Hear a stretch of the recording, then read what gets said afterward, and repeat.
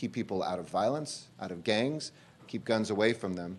The gun buyback program was created in 2009, and since then, officials say there has been a significant decreased rate in gun violence.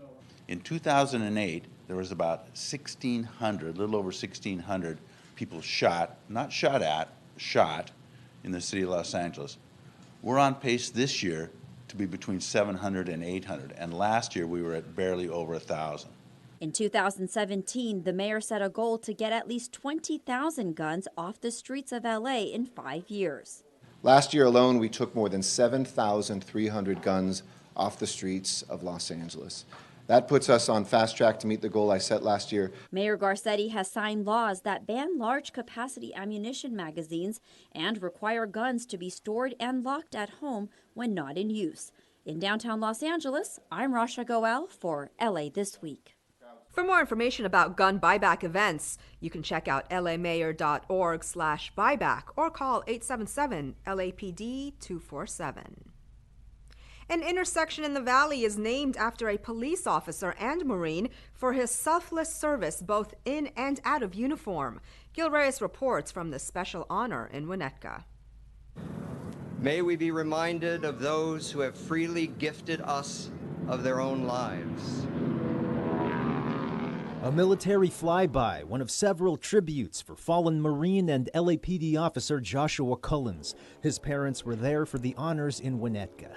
But I really am hoping this ceremony will be about my neighbors and the community. The city dedicated the intersection of Quakertown Avenue and Galt Street as Joshua Cullens Way. The staff and family of St. Martin's School across the street pushed for the sign dedication. It took such an interest to fight to get this street named after him. It breaks my heart. It really does. Unbelievable. Staff Sergeant Joshua Cullens had served with the U.S. Marine Corps for 10 years. After becoming a reservist with the Marine Corps, he joined the LAPD in 2008. In 2010, he was back in Afghanistan for a second tour of duty, where he was killed by a roadside bomb. While serving in the Marines, he earned almost a dozen medals and awards, including 2 combat action ribbons and also a Purple Heart. Desire for service, desire to make a difference, desire to protect others, but most importantly, it was his desire to be part of something greater than just one person, something greater than himself. Relatives say Cullens taught his 2 younger brothers the importance of looking out for others and each other. His brothers had attended St. Martin's as children, where Cullens inspired other young people to give back. He used to come here and talk to the kids. And he was a pen pal, and he would bring all his gear, and they'd write him letters when he was deployed. He'd pick up the boys. And now a permanent reminder for future generations on the importance of service. In Winnetka, I'm Gil Reyes for LA This Week. Cullens is the second LAPD officer to die while serving in Afghanistan. The first was SWAT officer Robert Cottle, who also passed away in 2010. Well, you often hear about school kids dropping out in Watts, but one high school has turned that story on its head. Not only are all its students graduating, they're all getting that acceptance letter from their college of choice. And Marcos brings us the good news from Verbum Dei High School. I tell my students we are more than janitors. We are Professor Xavier for the school of the young, black, brown, and gifted. A teacher's spoken word performance may be part of the entertainment, but it's entertainment with a serious purpose on this Commitment Day at Verbum Dei High School. And we are doing big things. Big things. The students, parents, and educators at Verbum Dei are celebrating a huge victory. All 57 of the graduating seniors, 100% of these young men of color who live in Watts, have been accepted into college, and most have been accepted into several colleges and universities. As you know, 1 in 3 black men will go to jail in their lifetime, so I really appreciate the effort brought in by Verbum Dei by allowing me to become a better man and teach me life lessons as a man. I didn't always see myself being here, but I'm thankful to God that I'm in this position. I plan on doing big things in life. It's the 11th straight year the school has hit the 100% college acceptance marker. It's setting that new narrative that, yes, if you are a young African-American, Latino, senior in high school, you are going to college, and this is something that we've embraced here in Watts over the years. Verbum Day accepts students regardless of their ability to pay, often even if they have a less than brilliant academic past. What they must have is a willingness to work hard and turn their lives around.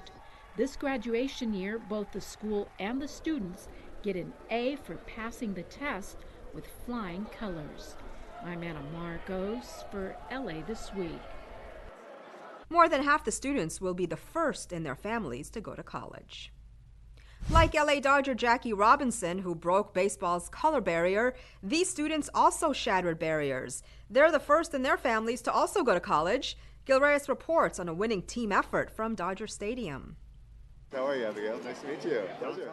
Proudly wearing his school colors, Columbia University alumnus and LA Mayor Eric Garcetti offered words of wisdom to a special incoming class, the first students in their families to attend college. The young people gathered at Dodger Stadium on college signing day. Be fearless. Be humble. Learn to listen and lead with love. Around 100 first-generation college students attended. The LA Dodgers Foundation and teammates like Minds Matter of Los Angeles helped them. Minds Matter of Los Angeles provides free counseling and weekend tutoring through most of high school. When I first was introduced to the organization, I said to myself, who does that? I mean, that's an intense commitment. And some of the volunteers who I've met, they have families, they have young children, they have other commitments on Saturday, yet they have spent 3 years with their mentees, helping them on their way to college. And the goal is to have them stay in college. The California DREAM Act allows undocumented immigrant college students who arrived in the U.S. as minors to receive financial aid. The law was authored by UCLA alumnus and Dodger Stadium's councilman Gilbert Cedillo during his days in the state legislature. And one thing that drives me crazy is that people don't apply. I'm like, are you kidding me? I spent 18 years of my life to get this done, and you don't fill out the application? Oh, I don't have any money to go to college. What do you mean? There's like millions of dollars sitting there for you to apply. So please, I want you to apply. It's so important to me. The deadline to apply this year has passed, but there's always next year. Learn more about college financial aid at dream.csac.ca.gov. I'm Gil Reyes for LA This Week. This year's applications are far fewer than last year's. Speculation is people are fearful of applying because of the Trump administration's crackdown on undocumented immigrants. Well, it's an opportunity for access to some hands-on training with the Los Angeles Fire Department. Rasha Goel has more on how local young women across Southern California are learning about what it takes to be a firefighter. The look of excitement on these young ladies' faces says it all. They're eager to prove they've got what it takes to become part of something bigger than themselves and learn how to possibly save lives. Through a 2-day camp, these teens ages 14 to 18 will learn about the fundamentals of firefighting and emergency medical services and what it takes to be part of the Los Angeles Fire Department. It's good to learn new things and it's fun, and you get to meet new people, and they're all friendly here. They're excited to learn about some of the tools and equipment, climbing ladders. They get to use our hose. We teach them first aid and CPR and do some physical fitness with them to introduce them to some of the challenges they're going to face as a firefighter. The camp was held at LAFD Recruiting Academy 81 in Panorama City. Hopes are creating an interest at a young age will inspire these women to join the LAFD, a department that is looking to create a more diverse team. We have a goal to get to 5% of our department, 5% female by the end of 2020, calendar year 2020. Right now, today, we're at about 3.2%. Some young ladies already know how they want to make an impact as a firefighter, while others are enjoying the experience. I'm always motivated in being the first female, especially as a minority female, it's good to, show others that it's possible and that it can be done, and to, open the door for other younger people. The camp also serves as a motivation to inspire these young women to do anything they aspire. We can become firefighters. We can do anything that men can do. We just have to believe in ourselves. And the sisterhood starts today, ladies. This is the second LAFD camp being held in the 6th District. I'm Rasha Goel for LA This Week. The LAFD is currently hiring and accepting applications until June 29th and looking to add more women and diversity to the department. Do you have a product or service Los Angeles could use? Well, the city wants to do business. Gil Reyes reports from LA's Vendor Fair, which connects companies to city agencies looking to hire.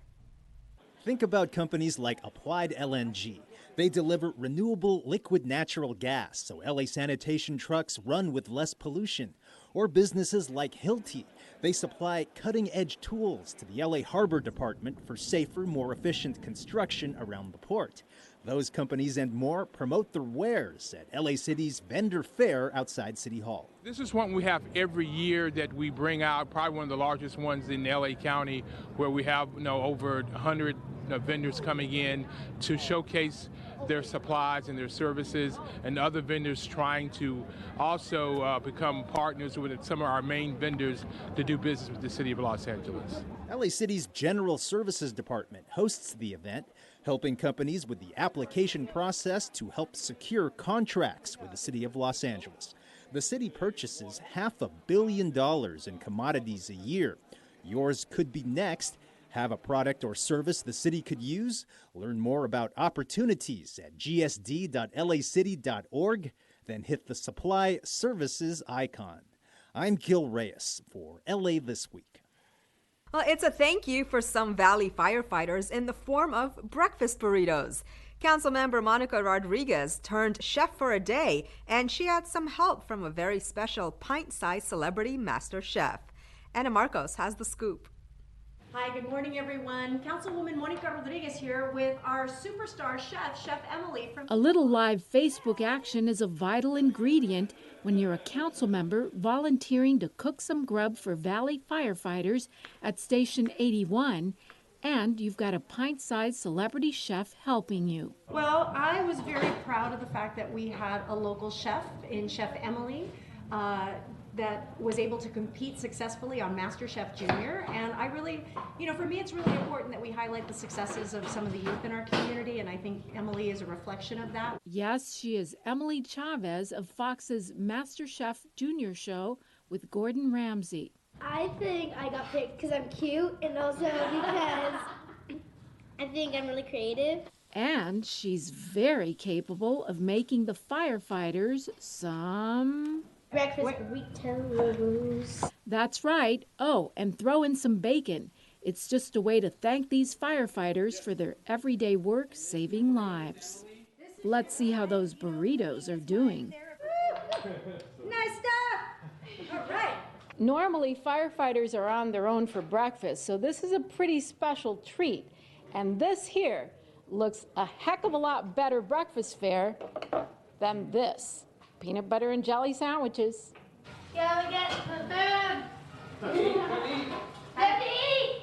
Okay, it's chow time, and these hardy souls are about to get their taste buds woken up. Homemade, fresh pico de gallo, just hitting the spot. Outstanding. Pico de gallo's good. Yeah, it's got a little heat to it, so I like it. But normally, what do you eat for breakfast? If you're here. Thank you, Emily. Normally, usually oatmeal. Oatmeal blah burrito, yeah. Looks like this special breakfast makes the perfect recipe for hard-working firefighters. I'm Anna Marcos for LA This Week. Master Chef Emily says she plans to open up a restaurant with her cousin when she grows up. Did you miss out on receiving a high school diploma? Well, no worries. Here's your chance to get one. For the past few years, the LA City Library has offered free accredited classes online. As Gil Reyes reports, more than 100 students have graduated from this popular program and counting.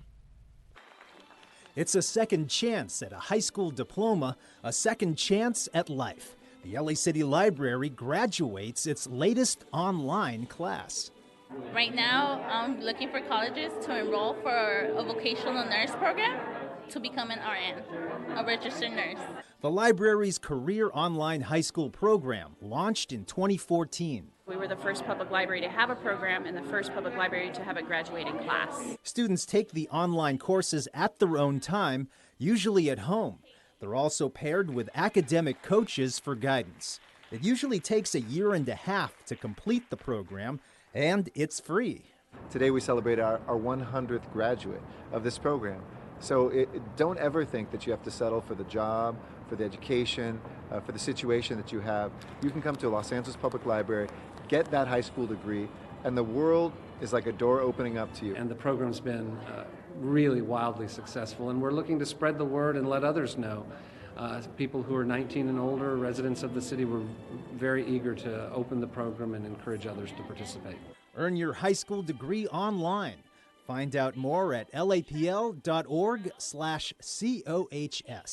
I'm Gil Reyes for LA This Week.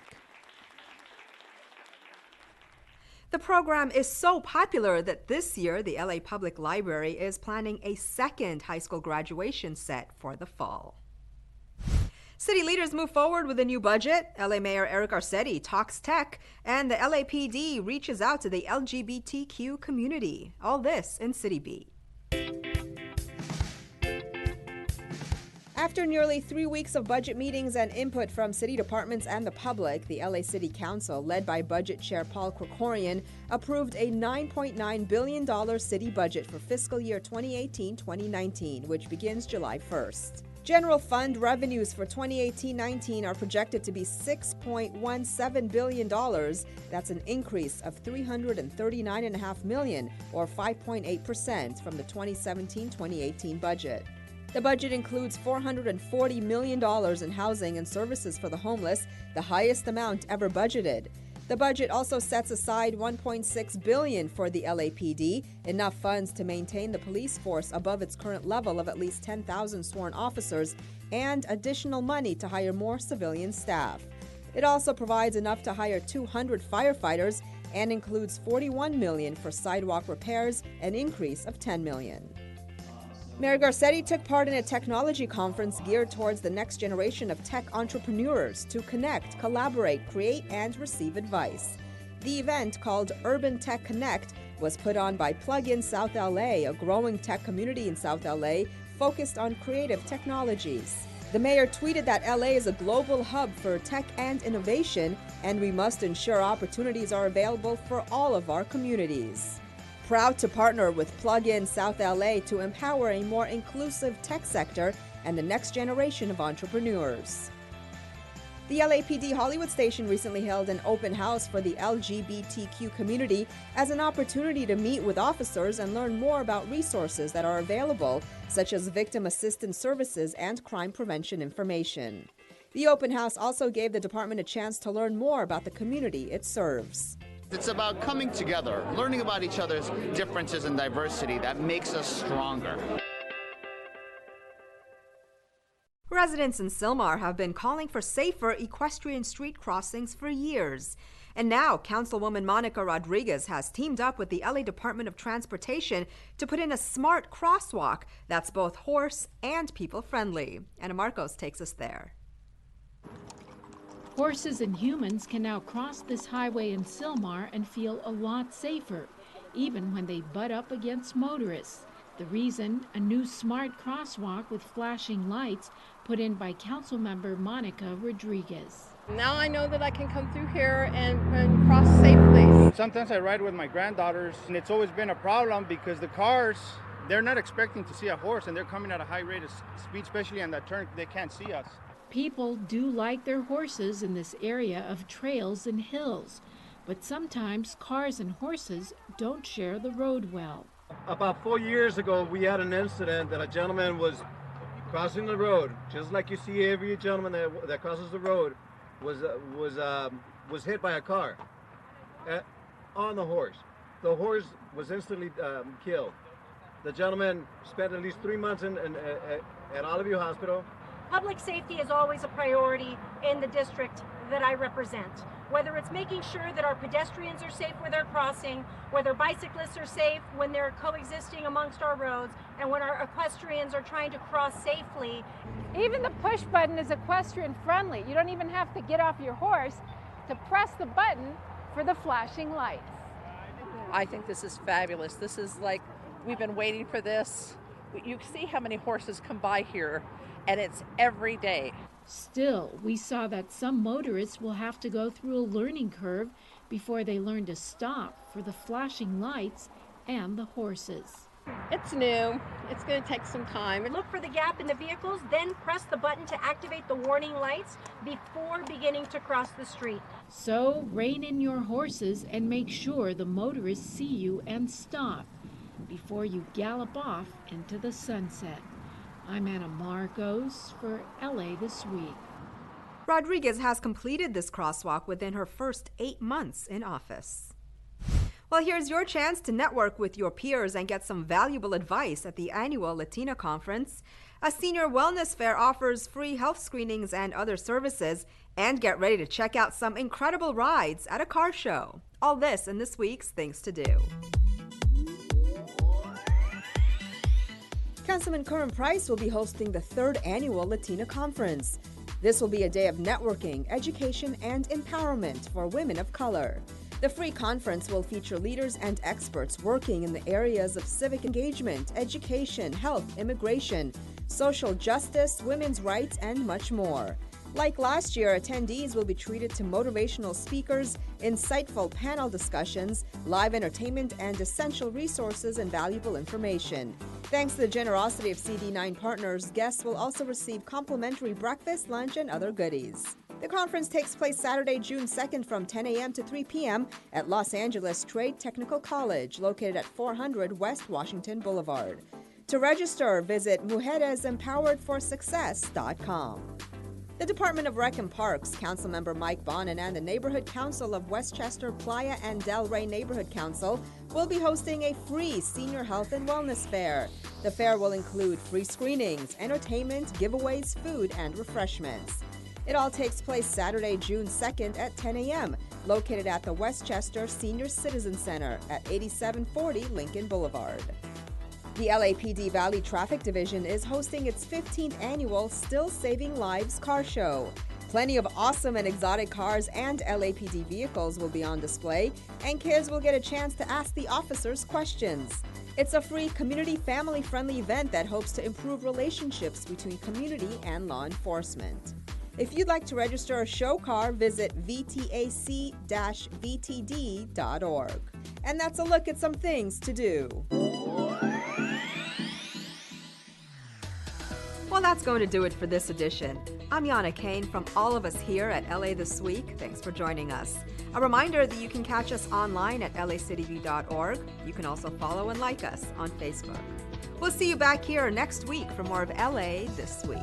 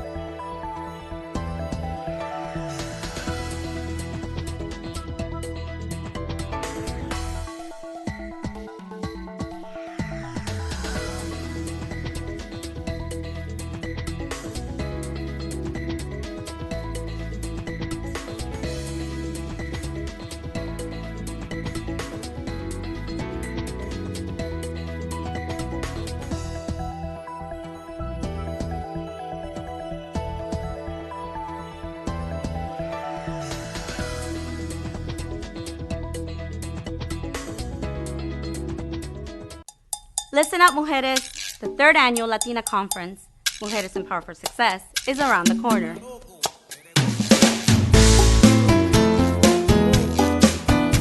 This conference is free and open to the public and promotes the advancement of Latinas in South LA. Join LA City Council member Karen Price and hundreds of guerreras for a day of woman empowerment, advocacy, and sisterhood. Don't forget to bring your family, friends, comadres, and neighbors. Register online at mujeresempoweredforsuccess.com.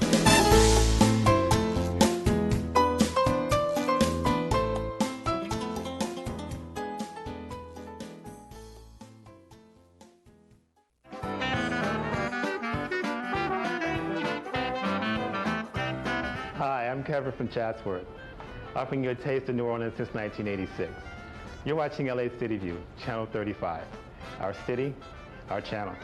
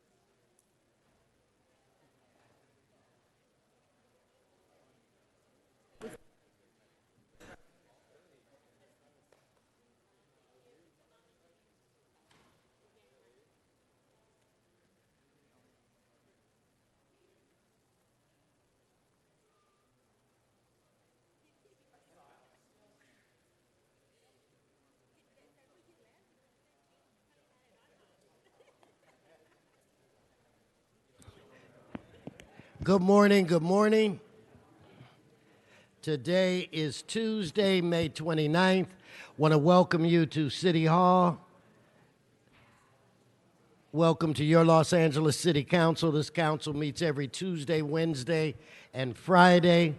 The public is welcome. Madam Clerk, we have a quorum and then some. Can you please call the roll?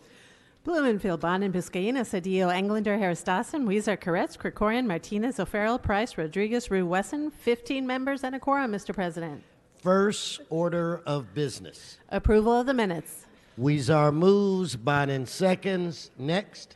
Commendatory resolutions for approval. Mr. Buscaino moves, Mr. O'Farrell seconds. That brings us where? Mr. President, today is Tuesday and time for the flag salute. Okay, we're having a very special presentation today, so why don't we let our guests come in, and I'll now ask everyone to please rise. Where's Mr. Koretz? Mr. Koretz, if you could go over to your desk, I'm going to ask that you lead us in the flag salute today.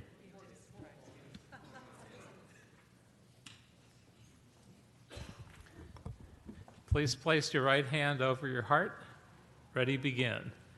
I pledge allegiance to the flag of the United States of America and to the republic for which it stands, one nation, under God, indivisible, with liberty and justice for all. Thank you so much, Mr. Koretz. Madam Clerk, let's continue going through the agenda. Mr. President, there is a request to continue item 5 for 90 days to August 24th. Okay, so ordered. Continue. And for the record, no action is required on item 15, inasmuch as no veto message has been submitted by the mayor. Okay, thank you. Continue. Item 1 is an item notice for public hearing. Do you have cards on this item? Yes, there are cards on the item. Okay, continue. Items 2 through 14 are items for which public hearings have been held. There is a request to hold item 14 for an motion. Okay, let's hold item 14. Prepare to vote on the remaining items.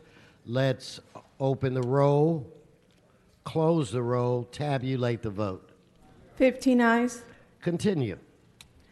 Items 16 through 24 are items for which public hearings have not been held. 10 votes are required for consideration. Okay, so without objection, those items are now before this council.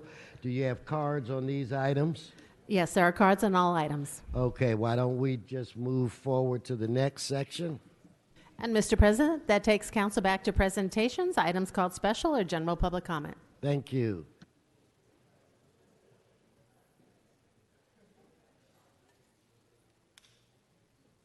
Okay, Mr. Murphy, sergeants, could you clear the way? We'll start off with some public comment.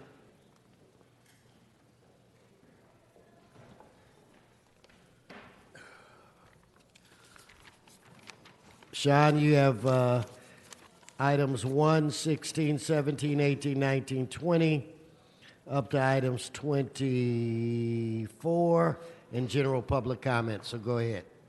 Yes, good morning. Item 24, roadmap. Item 17, I'm against the item. Items, all the items I'm for. General public comment. Could you give him his 1 minute for general public comment? Not only is election day on Tuesday, next Tuesday, but also it is the anniversary. It's the 50th anniversary of Robert F. Kennedy's death. I am sorry that he was shot, but what can we do? That's about it. This is my last week of City Council. I'll see you in Van Nuys on Friday. Thank you, Mr. Murphy.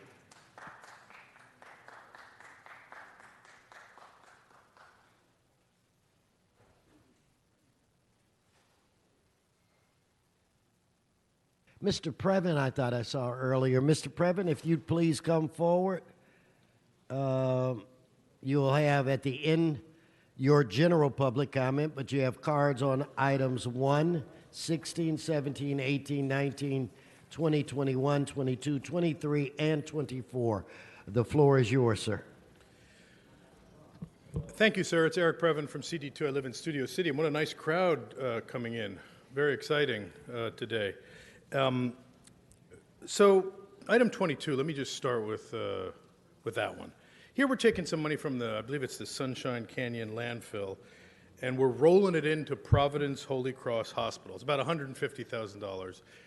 Now, I have a hunch that this is for any kind of medical equipment that hospital may need. I don't think this is related to when Englander, during the budget hearing, was announcing that nurse practitioners don't worry about it, we're going to cover it. We got partners up there, all sorts of people trying to help. And what upsets me about these things is we don't do a very good job of competitively bidding things, because we prefer a different system where people give gifts, get started with the city, and then roll out like Sprint did with the Taser folks. So I just, I don't know why that decision's made and there's no details, but it feels a little weird to me. I'm just being honest.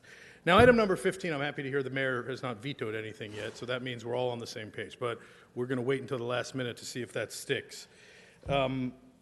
I noted today on the agenda you have multiple items in the 20s where you're kind of doubling down on what you did in rules.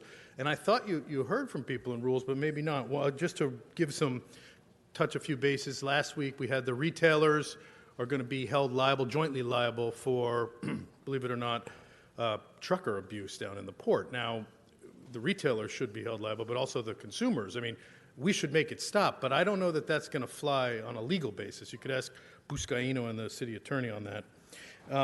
Item 17, fortunately, we're tagging on to the state's initiative to shut down on what I find appalling, which is called disabled placard abuse. So this is great. I once heard Bonner pontificating about it, and I think even Koretz is an expert in this area, because in the very affluent areas, you have a lot of that abuse going on. But I don't know. Didn't see any notes from them. This is just doubling down on something that's happening upstate. Number 18, how can we not be pleased that Mayor Garcetti is giving an enormous tax break to the motion picture studios, once again, film tax credit it's called. I think that benefits the community. We hope it does. We know it benefits the mayor. And then item number 19 is very interesting, because what you have here is, believe it or not, there's been a problem with those waste management, big trucks in the middle of the street, and evidently motorists are getting they want to pass, and now we're cracking down on that. So this is Nuri Martinez taking the initiative to help the trash haulers and the waste services folk. We do want nobody to get hurt, but it's an interesting twist given how upset we are with that Recycle LA. I think you remember, sir, that kind of went right off the rails. Then everybody got distracted with the number of other issues. And item 20, just because I think it's important that we do it, SNAP is you know what that is, sir. It's like the food stamps. I think it's called Supplemental Nutritional Assistance Program. And we've been facing some difficulties there. Thank you. Let's give him his 1 minute. Okay, my 1 minute for the general public comment. Now, you're not going to like this, sir. I'm concerned that if we're going to bring the judges over and lather them up in the back room, as we do, which is fine, that's appropriate, sort of, we have to, when asked, disclose whether or not people related to the judges are working right here in City Hall. Because if we bring an action, and some of us bring actions not to be pests, to get the law right, you don't want to wind up in front of a judge who Blumenfield is employing the kid of. Now, obviously, Blumenfield would never do that because he's employing the guy from AT&T who took a break. But Englander may be, because the name is Strobel, and Mary H. Strobel is a great judge. I mean, I have nothing against her. I've appeared before. I may have to appear for her again. But I don't want to be facing somebody who Englander's given a little promotion to the kid. You know, it just is an upsetting area. I don't like to bring it out here, but I've asked nicely in an email that I thought would be responded to by Michael Fuhr, who's our city attorney. He understands conflicts of interest, so I don't know. There may be no conflict of interest for all I know, but I think it's appropriate that the public be afforded the opportunity to know if there's any kind of relationship there. So thank you, sir. Have a great day. Thank you. Thank you, Mr. Previn, very much.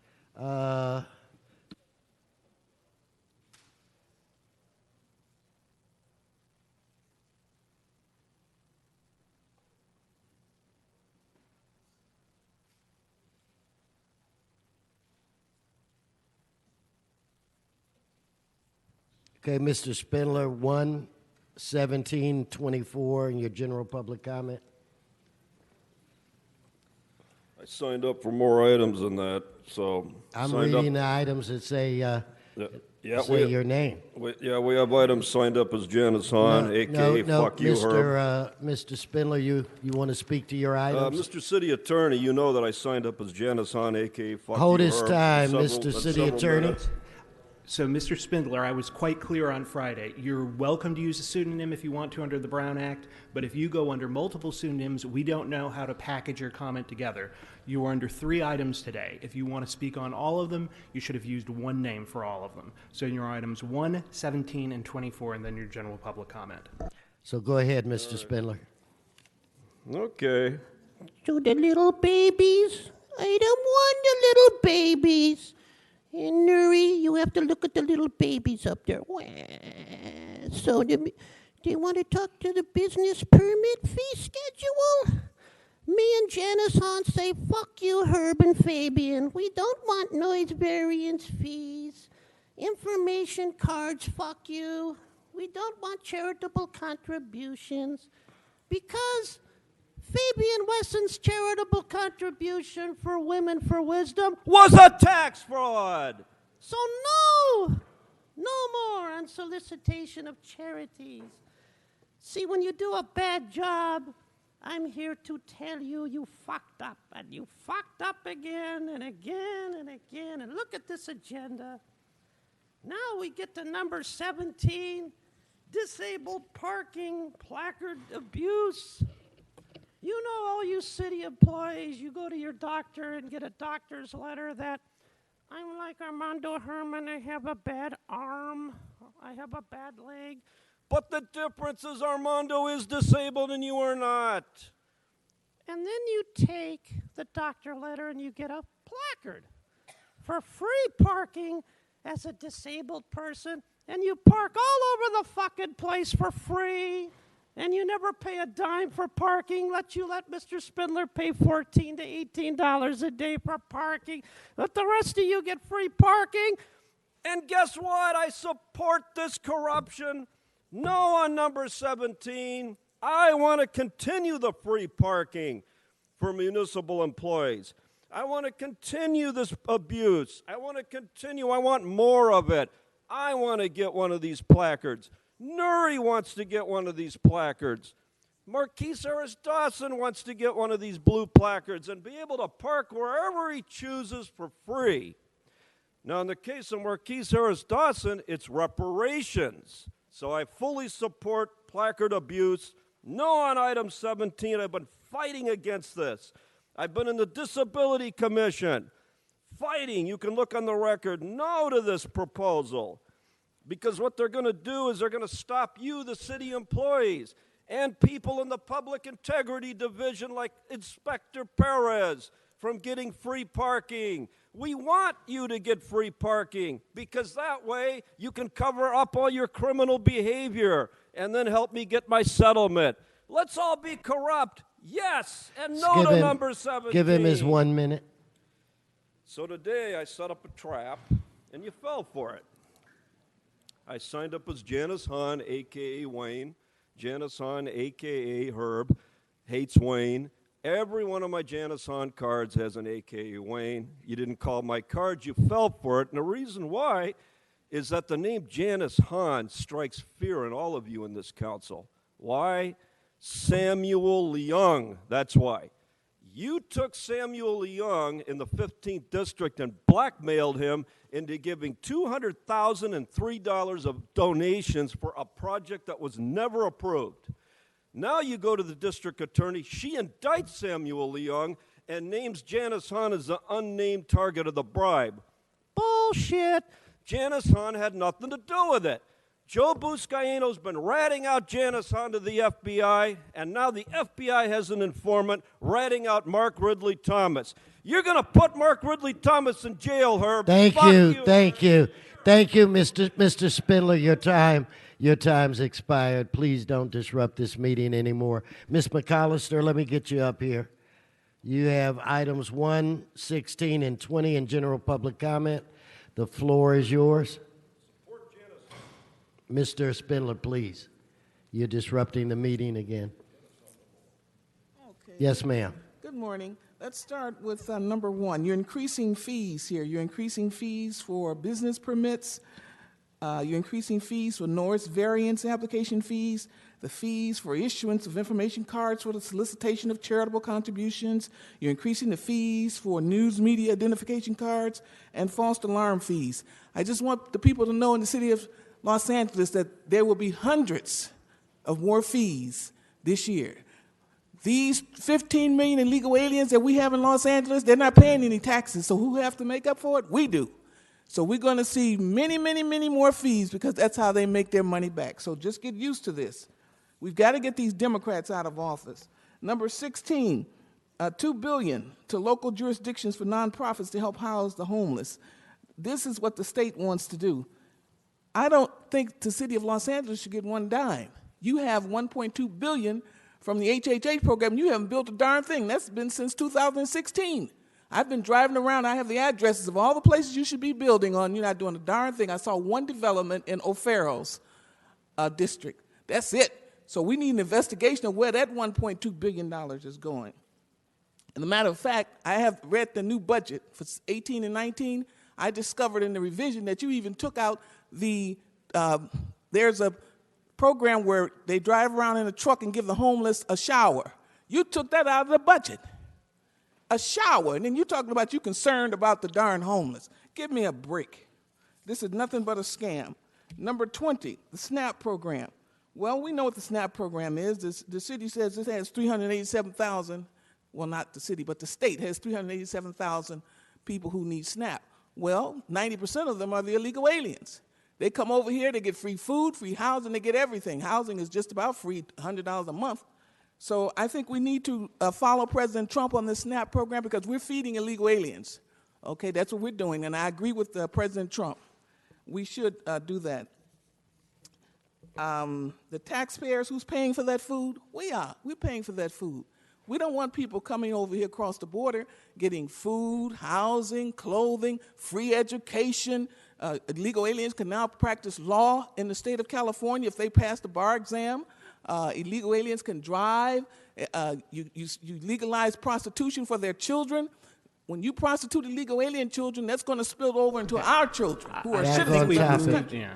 So I'm still on 20, the SNAP program. I think that this nation need to follow President Trump with this SNAP idea. He wants these people to work. So he's not just taking them off. He wants them to start working.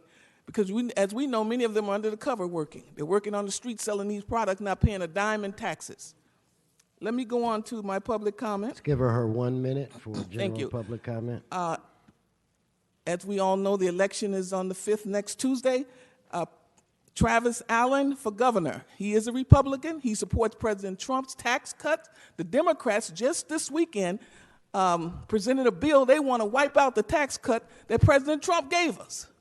We need to get you Democrats. This whole council right here are Democrats. There's one Republican, but he votes with the Democrats, so he's a Democrat as far as I'm concerned. This whole council is Democrat. The mayor is a Democrat. The mayor is signing off on all this crap, giving city attorney $120 million. They get a $2,000 raise every 6 months. He's signing off on all this. We need to get the governor out of here. These Democrats, we need Travis Allen in there. Vera Ragosa, he's known to be in whorehouses when he was a mayor, and probably still is. This mayor we've got right now, Garcetti, he's signing off on all this mess. All the mess we have, you council members send through, he signs off. So I'm really holding him responsible, because if I was mayor, I wouldn't be signing off on any of this nonsense. Thank you. Okay, Mr. City Attorney, that concludes our multiple comment section. Let's quickly vote on items, Madam Clerk, 16, 17, 18, 19, 22, 23, and 24. Please open the roll, close the roll, tabulate. 15 ayes. Thank you. Okay, let's move to today's first presentation. The mayor has arrived, so if I could get Mr. Galprin and Mr. Krikorian, Mr. Koretz, of course, Mr. Blumenfield, and Mr. Garcetti. Let's ask Ms. Parisi to come up and let's get this started.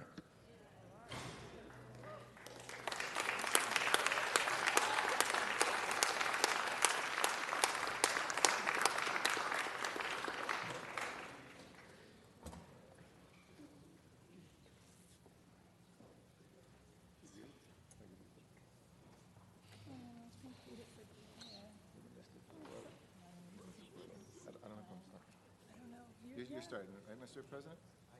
You got it, yeah. Your house. Thank you. Come on. I know, it's funny. This is a great suit.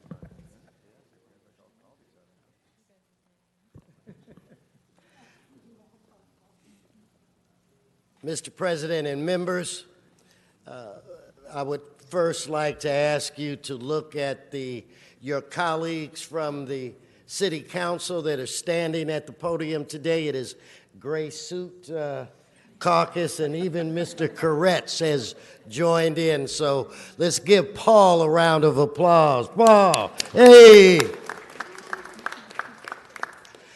You know,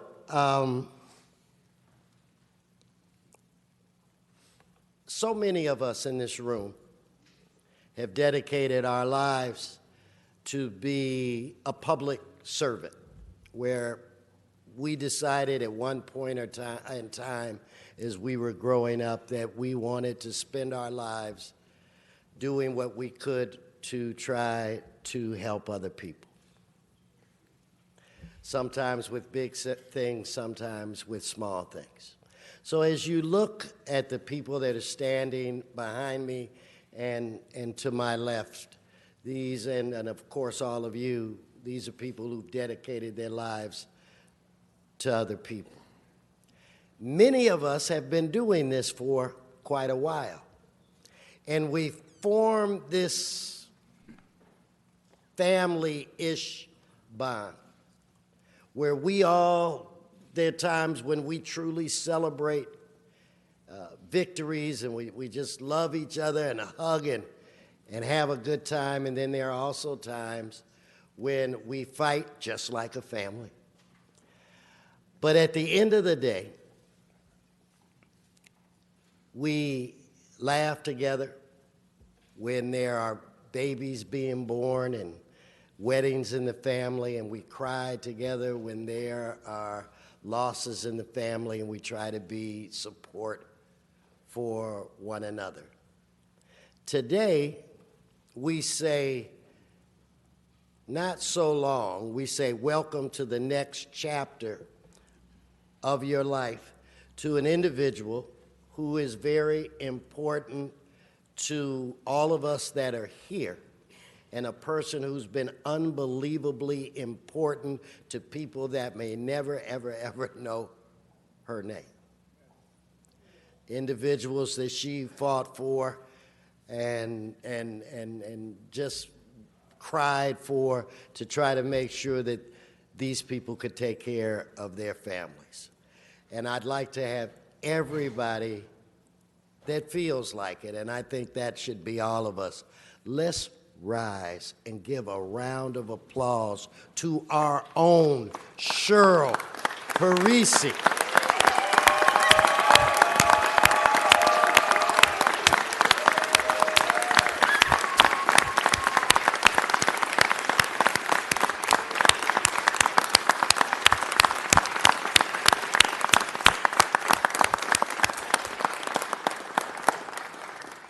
She has been protecting people, fighting for people from the very first day, Mr. Mayor, that I stepped on this City Hall campus. And I think that there's one thing that we can all agree on, that we are better human beings because we walked part of her life with her. And this city is a better place because she spent so much of her time fighting to improve the lives of our employees. How many times have we come into this building and you see this imposing 5'2" figure storming the halls, demanding this, asking for that, and always with class. We may not have always agreed, but she has always been a class act, and that's why she has always had our respect. So with that said, and trust me, all of us could say more, but with that said, I'd like to bring up to the podium the mayor, an individual who served with her as a council person or worked with her as a council person, worked with her as president of this council, has worked with her as mayor of this great city. Ladies and gentlemen, our mayor, Eric Garcetti. Thank you, Mr. President. Thank you, Mr. President, and thank you for your beautiful words. And I feel very doubly blessed, Cheryl, because I've been able to work with you and to have you as a friend. Over the last 16 years, you were my constituent and neighbor. We upstairs from here, just above these chambers, were one of the kind of go-to offices on issue after issue after issue, and we would sit down before there was a coalition. Then when the coalition came together, in some of the best times when we figured out ways that we could extend the rights of people in this city and the workers and lift up their work, when you brought volunteers to do things like neighborhood cleanups, when people had an image that public workers somehow who have been time after time after time after time subjected to the most anti-human and anti-worker propaganda. You showed the human face of our great city workers, who are amazing people. And I think any great labor leader hates when a conversation's about her. So I can only imagine, Cheryl, right now, that you'd rather us be telling stories of the people that you've represented. But stand in that light for a minute, because that light has burned bright because of what you have done. When you stood right here, exercising your democratic rights to make sure that the most important rights that we have, freedom of speech and of assembly, rights that right now are under attack, that you came here to give voice to 40,000 workers, to 4 million people, Angelenos, and to say that there was always a better way. In the worst times, there are people who are working in this city because of decisions you made and policies you helped us pursue. In the good times, there's people who have received services who probably don't know, because there's credit given around this horseshoe and well-deserved, and the people who have honorable before their name. But it is labor leaders, and specifically Cheryl Parisi, who has made sure that libraries are open for the hours that they are, who've made sure that questions are answered when a constituent calls a city department, who have made sure that what we do in rec and parks makes every family have equal access to green space and to health in their lives. And there are literally people walking these streets today who are alive because of your work, whose lives have been transformed because of your work. And that is a life well lived. I think we're left with two things in the end of our days, Cheryl: who we knew and what we did. We've held hands and hugged during very difficult times, personal times, during some of the most difficult city times.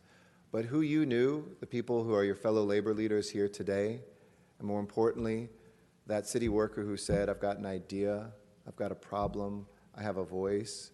I hope it is a sobering reminder to all of us in a country where labor and public sector labor is under attack, why it's so important for workers to have a voice. You've brought justice, you've brought dignity, you have brought better city services to people, and that is because of who you are. And just on the last note, you have been one of the people I most look forward to meeting with over 16 years. When I know Cheryl Parisi's come into the office, I get excited.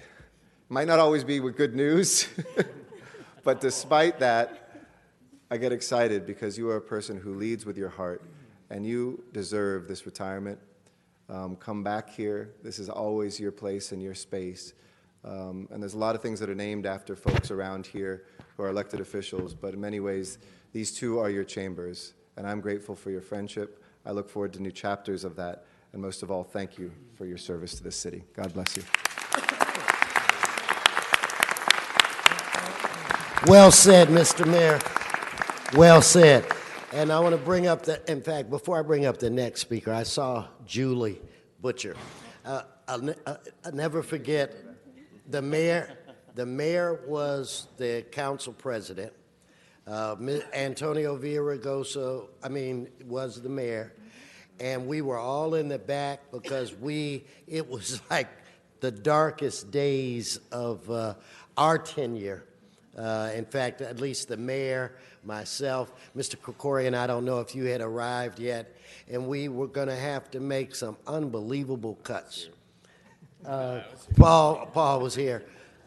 But Cheryl got into a room with a couple of city staff, with Julie and a couple of other labor leaders, and within less than 24 hours, came up with $72 million in savings for the city so that we did not have to make those cuts and layoffs that we needed, or, we needed to make at that time. She came up, she's a problem solver. So with that said, I'd like to bring up the guy. I want you all to give him a big round of applause because his name is on our checks. I know once I said that he signs our checks, and he told me he didn't sign them, but his name somehow is stamped on our checks. So let's give a round of applause to our great controller, Ron Galbraith.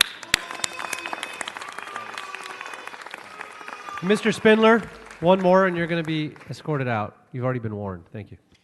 Good morning, everybody. Thank you so much, Mr. President. It's really a great honor to be here. I would say that it's a joy, but it's really with also a lot of regret and a lot of sadness, quite frankly, that we say that we're not going to be seeing you on a regular basis. You know, the mayor said very aptly just a few moments ago that you lead with your heart. And I think that that's a perfect description of who Cheryl Parisi is. We all know her incredible leadership qualities, fierce, effective, and a tremendous advocate, of course, on behalf of the workers of the city, but a tremendous advocate on behalf of everybody in the city.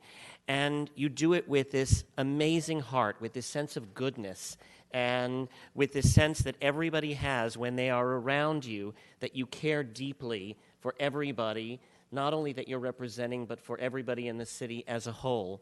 I remember I first met Cheryl when the mayor appointed her to be part of the Ad Hoc Commission on Revenue Efficiency, and I had really never gotten to know you before that. And you became a mentor to me, a role model, a confidant, a person that I would ask for advice, someone who was a great moral sounding board, among so many other things, somebody when I wanted to know how to navigate within City Hall, I knew who I would call, and it was you. And I learned so much from you. And I can't even begin to tell you how grateful I am. And we are all here, of course, because of these incredible accomplishments that Cheryl has. But we're here because we feel a genuine sense of affection. And we really love you. Yes. And you are an amazing human being. And we really wish you in your next chapter happiness, goodness, many great adventures to come. And thank you so much for your service to our city and for being such a wonderful human being.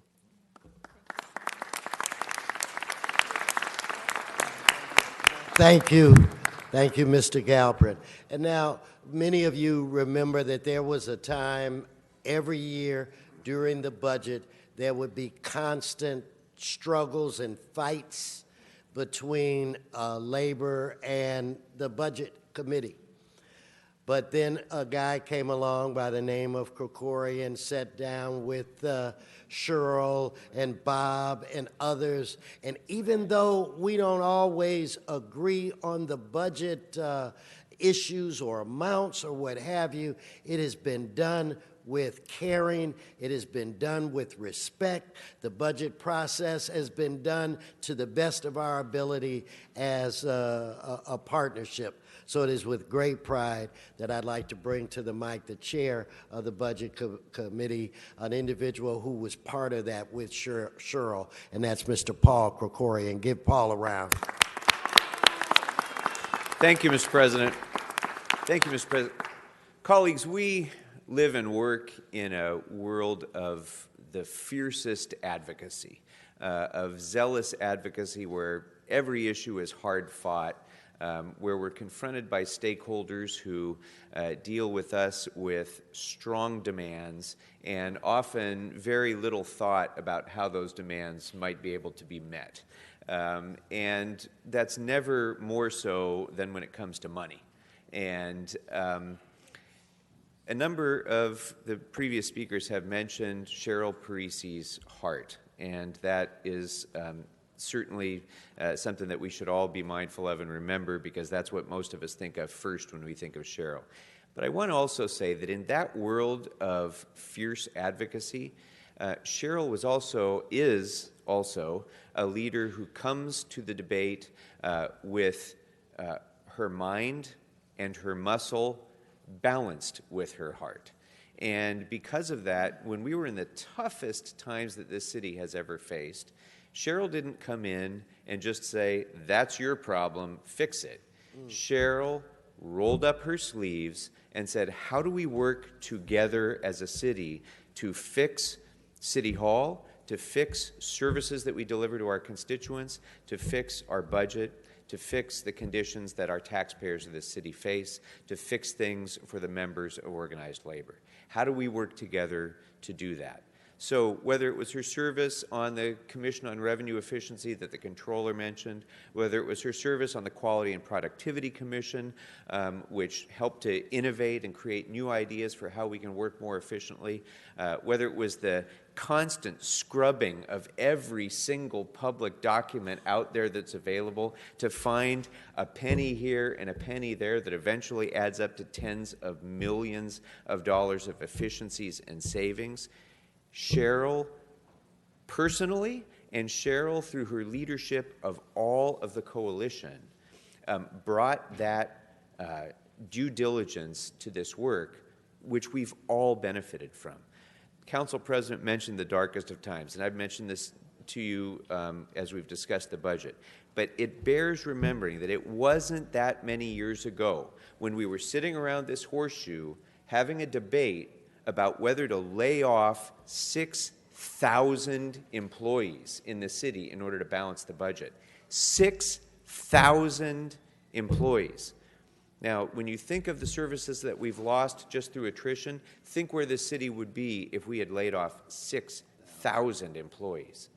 Cheryl Parisi would not let that stand because she knew what it meant not only to those employees and their families, but to everyone in the city of Los Angeles. And through working with our committee, through working with this city council, we were able to prevent those layoffs from happening. We were able to eliminate 85% of the structural deficit that the city faced. We were able to pull the city back from the brink of what Mayor Reardon called inevitable bankruptcy. We were able to do all that because, in large measure, of Cheryl Parisi's advocacy, fierce advocacy, but also her research, her homework, her partnership with all of us in finding real solutions. So I feel with Cheryl leaving, we're losing one of the great labor advocates that this city has ever known. And this is in many ways the end of an era in that respect. But we're also losing a partner who has helped to save this city. And Cheryl, I can't tell you in strong enough terms how much I'm going to miss our partnership and how much I hope that you will take with you, as the mayor said, the sense that your legacy here is the incredible representation that you've shown to all these tens of thousands of employees, but also your legacy can be seen on every street and every corner of the city of Los Angeles as you drive around it and you realize how much you brought us back from that brink. So thank you very, very much for your service. Best wishes and congratulations on your retirement. Well said, Mr. Krikorian, well said. And now a fierce supporter of working people, an individual that I've had the opportunity to work with for many years, and that's he sits on EERC with us, and that's our own Paul Koretz. Come on, Paul. Thank you. And one of my claims to fame is that I've known Cheryl Parisi the longest of anyone on the city council. In the early days of West Hollywood, when I was a staff person and one of the organizers of the first union in the city of West Hollywood, we had some problems. We definitely needed representation, and we interviewed a variety of unions, a variety of representatives, all of whom had more experience than Cheryl Parisi. But we chose a young Cheryl Parisi because she had the passion and she had the commitment, and we could see the leadership even in that age. And so I can't remember if it was 1986 or 1987, but actually I didn't even raise those dates, sorry. But we picked Cheryl Parisi, and we created Ask Me Local 3339, and I think that was probably the best hire I've ever had in my political career of 30-plus years. And I didn't know I'd get to work with her again in the city of Los Angeles under particularly easy circumstances when we came here.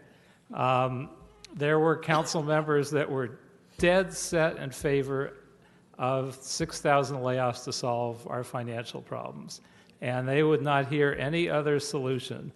And that was a tough battle, and I don't believe we would have gone down the path that we did without the presence and leadership of Cheryl Parisi. And the fact that she got her colleagues and her rank and file to agree to some cuts that were not easy and probably not easy to convince them of, and get us through it and help lobby the council. And I don't think we would be the city we are today without your work in getting us through that. And it's been great working with you for the 9 years that I've been on the council. And you've provided so much leadership and helped us move in the right direction and helped us towards where we're headed with targeted local hire and hiring back thousands of employees that we should have in-house. And you got us in that direction, and hopefully you'll watch from a distance as we complete that effort. But you've just been such an amazing leader for this city and for my previous city, and I just want to thank you for it.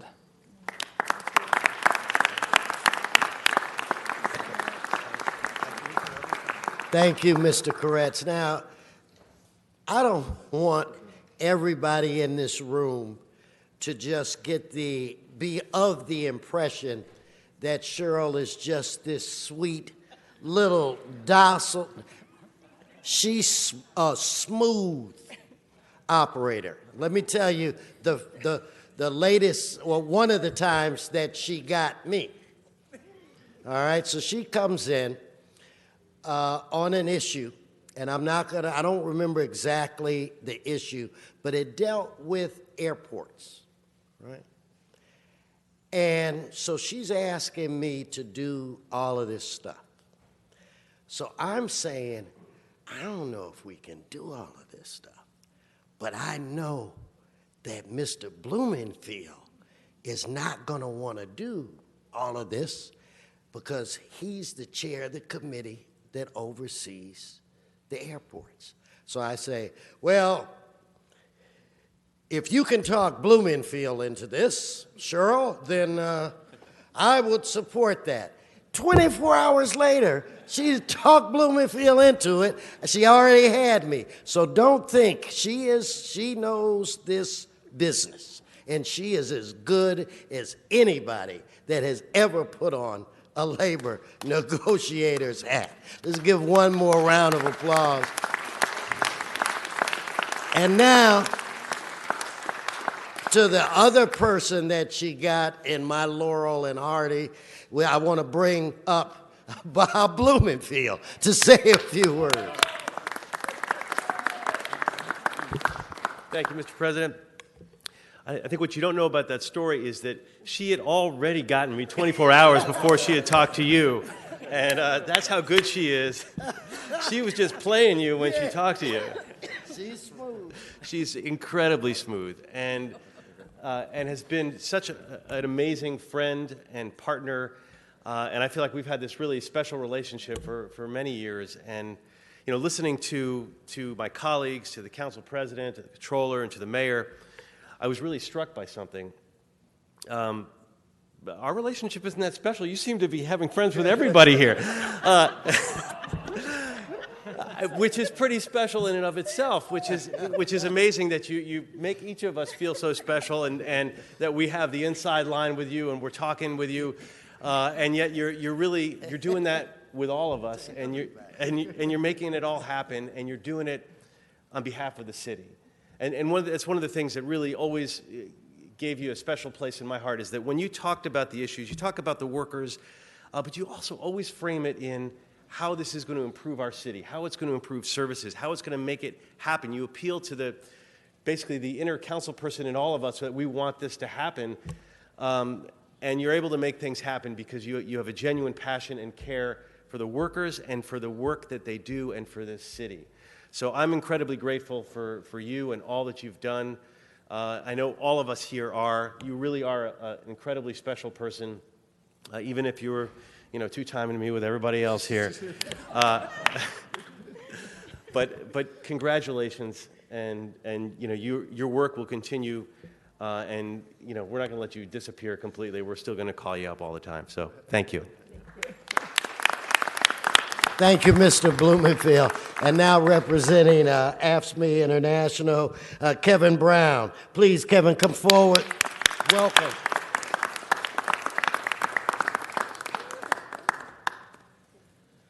All right, so it's not every day you get to follow almost every major city leader in Los Angeles, so I'll be brief. But with that being said, I think it's tribute to our dear Cheryl, who has put her life, her mind, body, and soul into advocating for workers' rights in Southern California, and for that, we're very, very grateful. And on behalf of the 1.6 million members and retirees and our international president, Lee Saunders, we're very grateful to have had you for over 40 years, and we're very grateful to continue to work with you as a retiree. Which someone will be getting a signed retiree card from you very soon. But no, we appreciate your experience, everything you've given to the labor movement, and really look forward to everything to come. So I appreciate it, Cheryl. Thank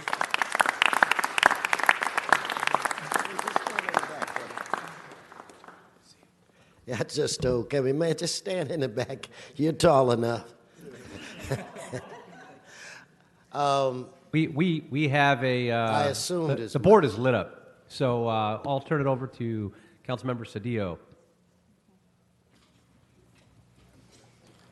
Mr. Mayor, Mr. President, and Cheryl, let me just add my voice to the chorus today. You are, in fact, that working class hero that we so desperately need today in our nation as we struggle between this divide of wealth and poverty, ignorance and enlightenment, racial intolerance and acceptance. You and your leadership and your union have stood strong and firm, bringing people together, never wavering in the struggle, never compromising your principles. You have been my hero. I have admired you for decades. Somebody mentioned 40 years, which means you must have started as a student worker in junior high school. What you've done is so important for this city and for this nation because you are protecting the very core ideals of this nation. The labor movement is an expression of the First Amendment.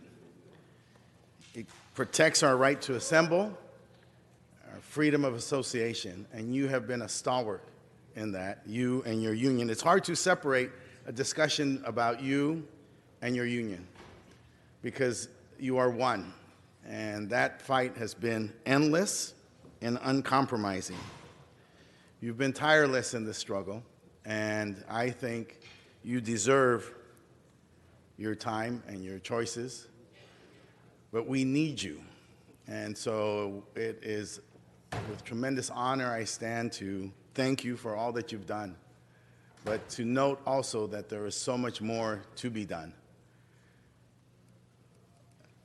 You know, the public sector is so critical to our civil society, our libraries, our parks, our places of recreation.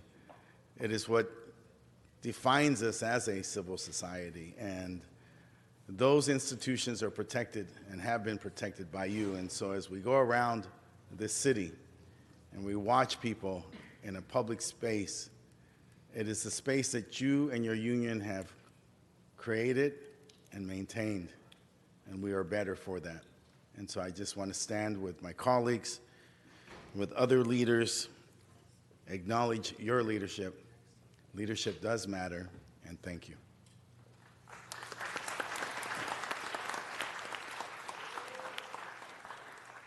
Member Bonin.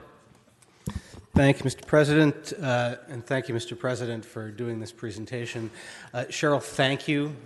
This must seem like being at your own funeral because of all the wonderful eulogies. There's little that I could add to what all the folks next to you have already said. Mr. Krikorian in particular, I thought really nailed it. I remember meeting you in the middle of the really, really dark days in 2008 and 9, when the whole building was consumed with, are we going to do furloughs, are we going to do layoffs, what about ERIP? And I remember your tenacity and your heart. And I remember watching you talk to my boss, talk to the other elected officials. I mean, you were just an absolute machine. You were driven to do right. And I remember, I don't know if you remember this at all, but when it was over, once the council voted to do the ERIP, I pulled you aside and I asked where you lived because I was encouraging you to run for city council. And CD13 has very capable representation now, so I don't want you thinking about that. But I do really, really want to encourage you to think about public office. Mario Lane is going to need some colleagues in the legislature, and I think it's something you should think about because you've got the passion, you've got the heart, you've got the brain, and you've got the experience, and we could use you. Councilmember Rue. I just wanted to rise in support and with all the accolades, and I don't want to repeat what was said, but this is an end of an era, and I really wanted to thank you for being so collaborative, being so open, always having your doors open. And I can recall when I was running, you were one of the few labor leaders who actually even met with me.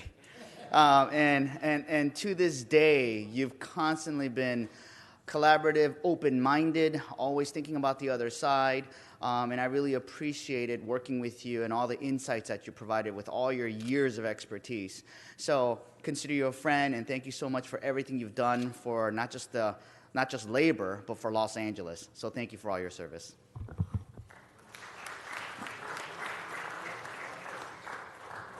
Mr. Huizar. Thank you, Mr. President. And Cheryl, your members are lucky to have had you as a leader, and the city is lucky to have you as a leader as well. It's been said, but during those tough times, the one thing I remember is your passion and your purpose and your commitment. And I learned a lot from you in those days, and it was about protecting the core of the city and working for working men and women in the city. So, Cheryl, it's not a goodbye because I think we're going to continue to see you.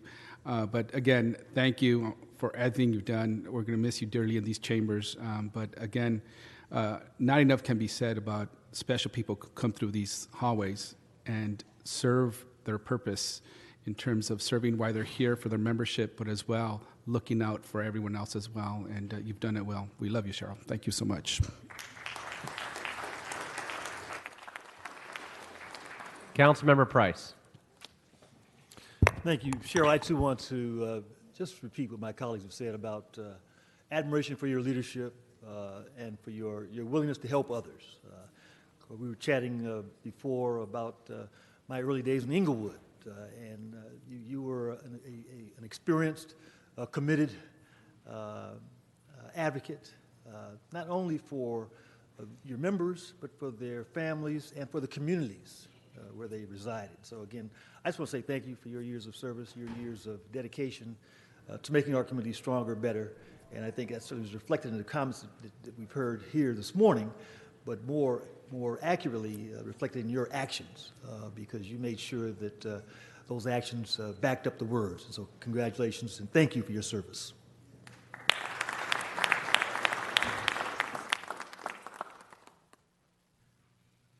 Okay, now I'd like to present to you, ladies and gentlemen, our own Cheryl Parisi.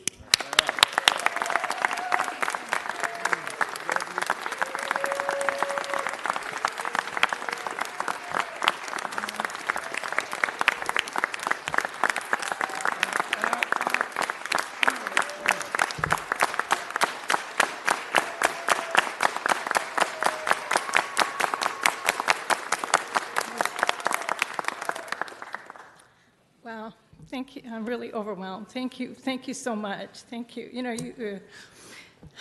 you talked a lot about my heart, but I've been blessed to sort of have great love from my family. My son Ryan and my brother Steve are here. My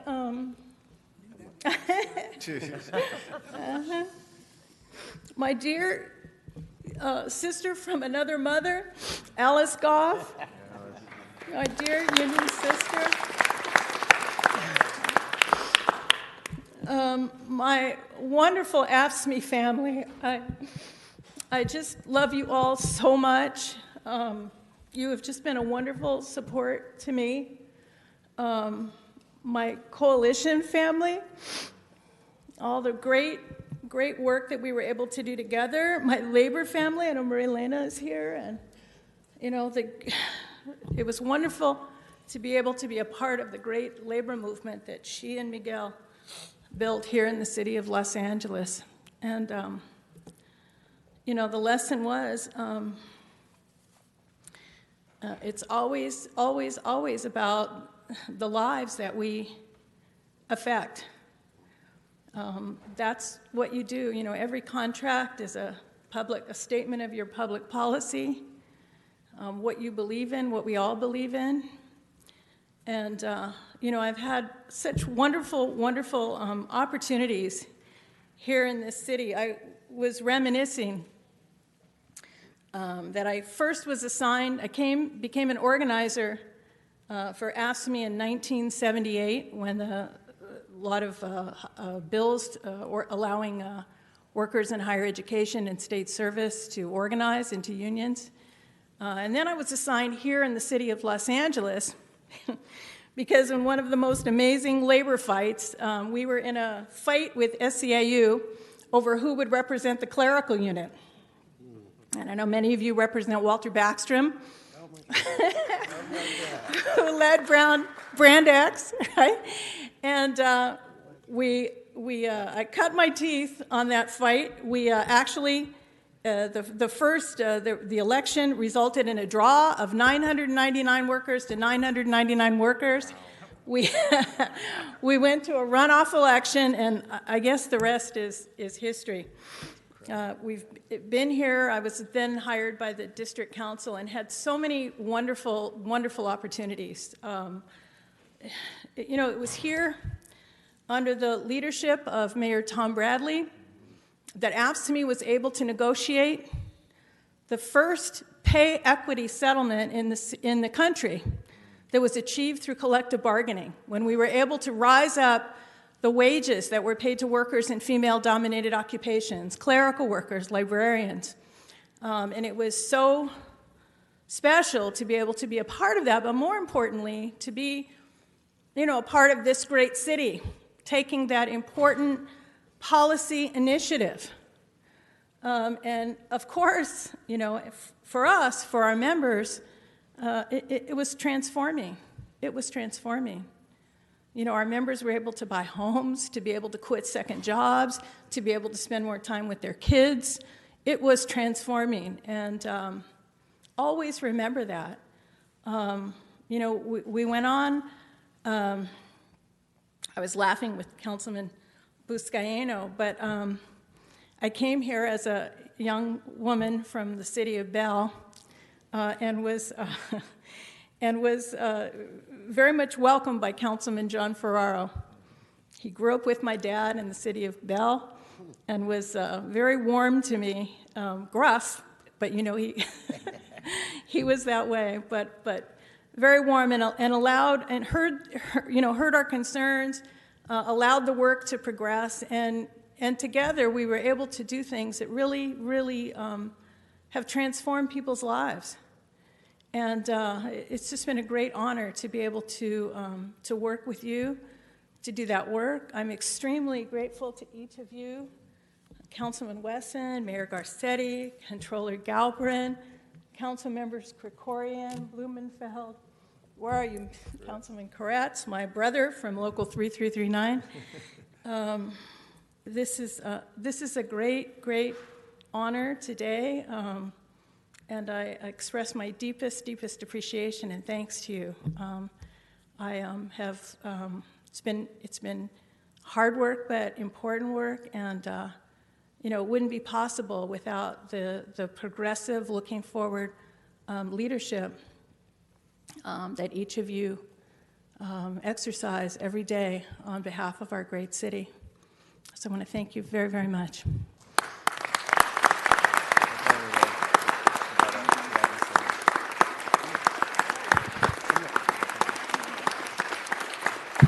And so I'd like to present this to you, Cheryl, signed from all of us here. This is one heck of a photo op. Photographers, come on.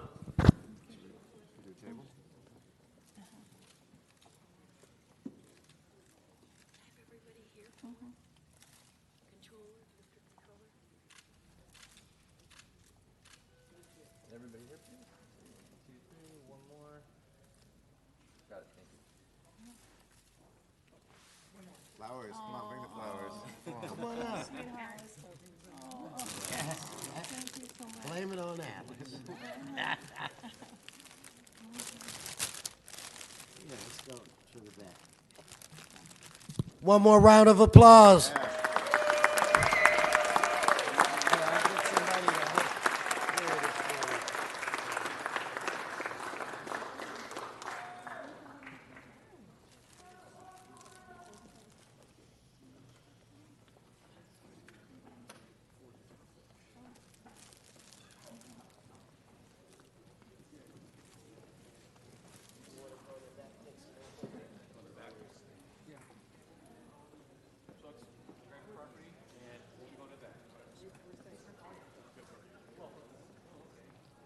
Okay, colleagues, let's go ahead and turn our attention actually to back to the agenda for one moment. We'll go ahead and take up item 1.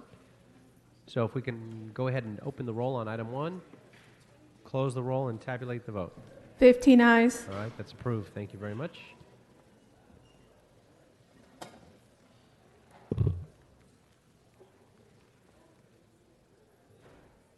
right, Councilmember Cedillo, we're going to go ahead and turn the floor over to you for a special presentation as well.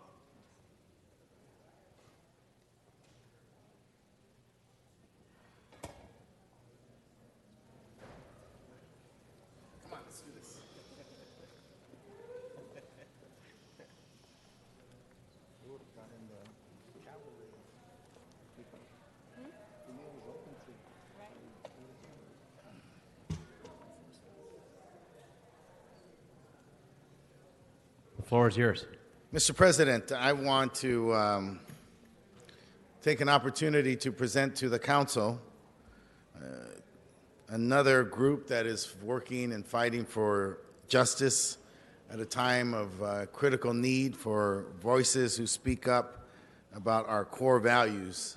Today we are going to introduce to you Ferias Legales. It's a group, a nonprofit that we have been working with since I've come to office, a nonprofit that strives to empower the immigrant and underserved communities of the area, making sure that they are receiving free legal resources, mentorship program, court visitation program, internship program, and a speaker series program. We work with them frequently as we respond to the attacks by the Trump administration and also to the challenges that confront this city with respect to the rights of tenants. Ferias Legales has been there with us as we work in the communities, at church meetings, town hall meetings, and various Know Your Rights forums that are conducted within my district and throughout the region. They are a volunteer organization, a 501c3. Their president is with us today, Ricardo Perez. The treasurer is Noreen Barceña. They have a volunteer board of many members from the community. They've been an integral partner of ours in the battle against the Trump administration and the assaults on immigrants. It is a very challenging time for immigrants in this city, the state, and this nation, a time where citizens of this country in the state of Montaña, or Montana, as people commonly think of it, will be stopped by ICE simply for speaking Spanish. There's an intrinsic irony there, and there are every day young boys and girls who go to school fearing that when they return, that their parents will not be there to greet them. And so it's within this horrific context that the voices of those who care about the law, the rule of law, the Constitution, and the protections that it provides all persons who live in this city and this nation to be heard, and those voices are the voices of Ferias Legales. With that, I'd like to introduce the president, Ricardo Perez. Señor. Thank you. Thank you, council member. Thank you, council. And of course, thank you, Team Cedillo. My name is Ricardo Perez, and I am president of Ferias Legales. Ours is an organization that was created with one thing in mind, that it was going to be by the community and for the community. I myself was undocumented. It wasn't until I was in law school that I became a U.S. citizen. And I've held that to heart. And I feel, and my colleagues feel, that we owe it to the community to empower that next generation so that they too one day can give back to their community. And it is through partnerships and collaborations with people like the Honorable Councilmember Gil Cedillo and his team that we're able to do this. Like he said, we're a team of volunteer attorneys. We're also a team of volunteer community members and people from different fields, including mental health field.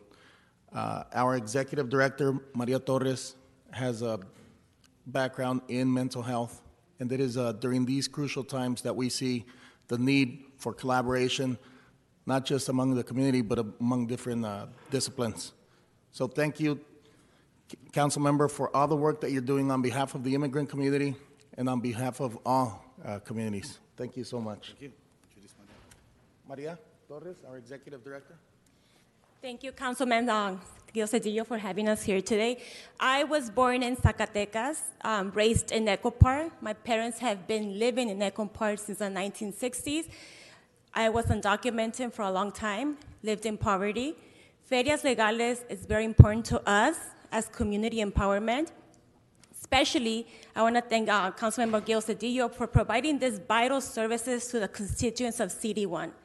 So on behalf of myself and Ferias Legales, and also on behalf of my family, I wish to thank Councilmember Cedillo for collaborating with Ferias Legales and for providing these vital services for community empowerment. Thank you, everyone. Thank you. Thank you. Let's give them a round of applause, colleagues. Thank you very much.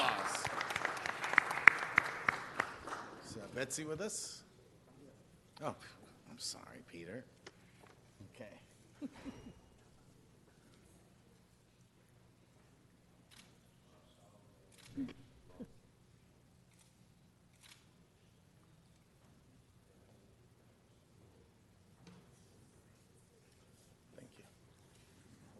Colleagues, I thank you. I want to note that while we have a special and close relationship with Ferias Legales, as you do outreach to the community on issues related to tenants' rights and to immigration, that they are available to work with each and every one of you, and they do an outstanding job.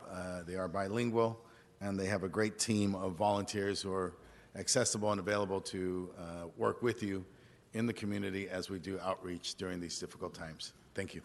Thank you, Councilman. Thank you.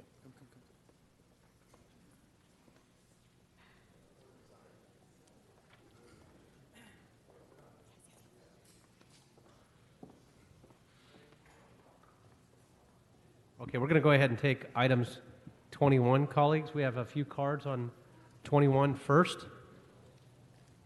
It doesn't.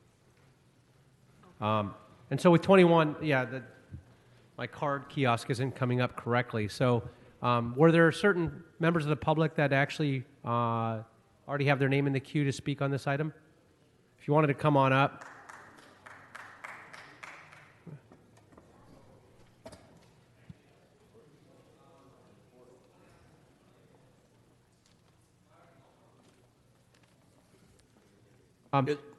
Actually, if you can wait 1 second right there for a minute, I believe Councilmember Buscaino wants to say a few words, and then we'll go ahead and open it up for public comment. Thank you, Mr. President. Colleagues, this item before you is in a support position for Senator Lara's state bill that would hold major retailers accountable for using port truck companies who have a history of engaging in wage theft of drivers who have been misclassified as independent contractors. And at a port that brings $300 billion in trade, we're still struggling to ensure that our drivers and warehouse workers are making minimum wage. And since 2011, get this, since 2011, drivers have been awarded $46 million from the California Labor Commissioner in cases where drivers have been misclassified.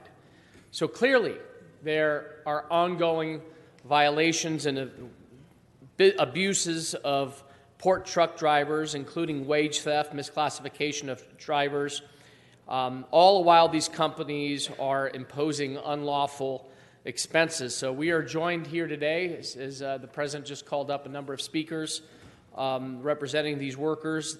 Thousands of others are out there today as we speak, working tirelessly to ensure that goods arrive at stores that you and I shop at each and every week.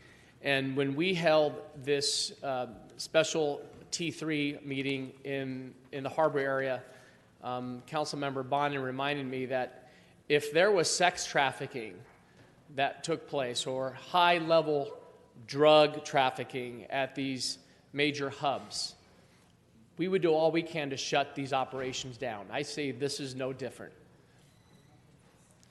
The cities of Long Beach and Oakland have taken a support position of this bill that's before you, so I ask that you join me in doing the same. Thank you, Mr. President. Great, thank you. And if you could just state your name as you come on up. Thank you. Yes, good morning, Mr. President, council members. My name is Louis Diaz, Vice President of Teamsters Local 848. California's ports are a powerhouse driving our economy and connecting us to the world. More than 40% of U.S. shipping container traffic flows through the ports of Los Angeles and Long Beach. The 25,000 men and women who haul these cargo containers away from our ports have some of the hardest jobs in America. More than a decade of court rulings, media stories, independent reports have revealed rampant labor violations in the port trucking industry. It's past time for California to do something about the exploitation of port drivers here in the nation's biggest economy. These used to be good jobs. They can be good jobs again. What is the problem? Port truck drivers are working around the clock to feed their families, working past the point of exhaustion, working more and being paid less, forced to take on debt to pay for trucks, then fired when they can't pay. Some of them end up owing so much money to the company they are working for free. Port truck drivers deserve better. These truckers carry goods for the nation's top brands. You are probably wearing some of these today. Yeah, I've got to get everybody equal time. And so close, yeah, may I? please. Go ahead and close if you've got 1 sentence left. The complex and persistent problem of unacceptable working conditions of port drivers and warehouse workers at the Port of Los Angeles requires a comprehensive approach involving multiple government agencies. SB 1402, Dignity Back in the Driver's Seat bill sponsored by Senator Ricardo Lara, is an important piece of this puzzle and will help address exploitation of port drivers. This legislation will establish accountability all the way to the top of the supply chain by making the giant retailers liable for the labor violations of the port drayage companies they hire. We strongly urge the Los Angeles City Council to endorse this bill by passing the resolution sponsored by Council Member Joe Buscaino. Thank you. Thank you. I just ask the speakers to be mindful of your time, please. Thank you. Good morning, Honorable President and council members. I am Julie Gutman Dickinson, and I am an attorney and partner at the law firm Bush Gottlieb. I serve as local counsel for the International Brotherhood of Teamsters Port Division and Teamsters Local 848. And over the past decade, I have represented hundreds and hundreds of port truck drivers before state and federal government agencies and in state and federal court. And in each and every case we have brought before each and every government agency and court, these misclassified port truck drivers have consistently and uniformly been found to be employees who have been misclassified as independent contractors and deprived of a fair day's pay for a fair day's work. Notwithstanding our tremendous legal success and multi-million-dollar liability against law-breaking truck companies, they are still evading the law with impunity, pervasively misclassifying. Oftentimes, we heard what Councilmember Buscaino said. I'll wrap up. The 45 million, 400 cases from the labor again, commissioner alone. I gotta treat everybody sorry. equally. But so if we can get the next speaker, please. Yes, Thank you. just in concluding. I yes, really I gotta urge you keep to it support the Thank you very the much. resolution. Thank you very much.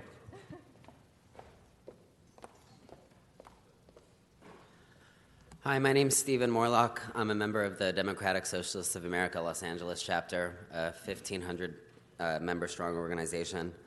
I'm here to urge you to support Ricardo Lara's Dignity in the Driver's Seat bill. While this bill is a long way from the goal of correcting the injustices these drivers have faced for decades, it does present a meaningful step forward in holding these companies responsible for profiting off the backs of some of our community's most vulnerable residents, people of color, largely from the reentry community.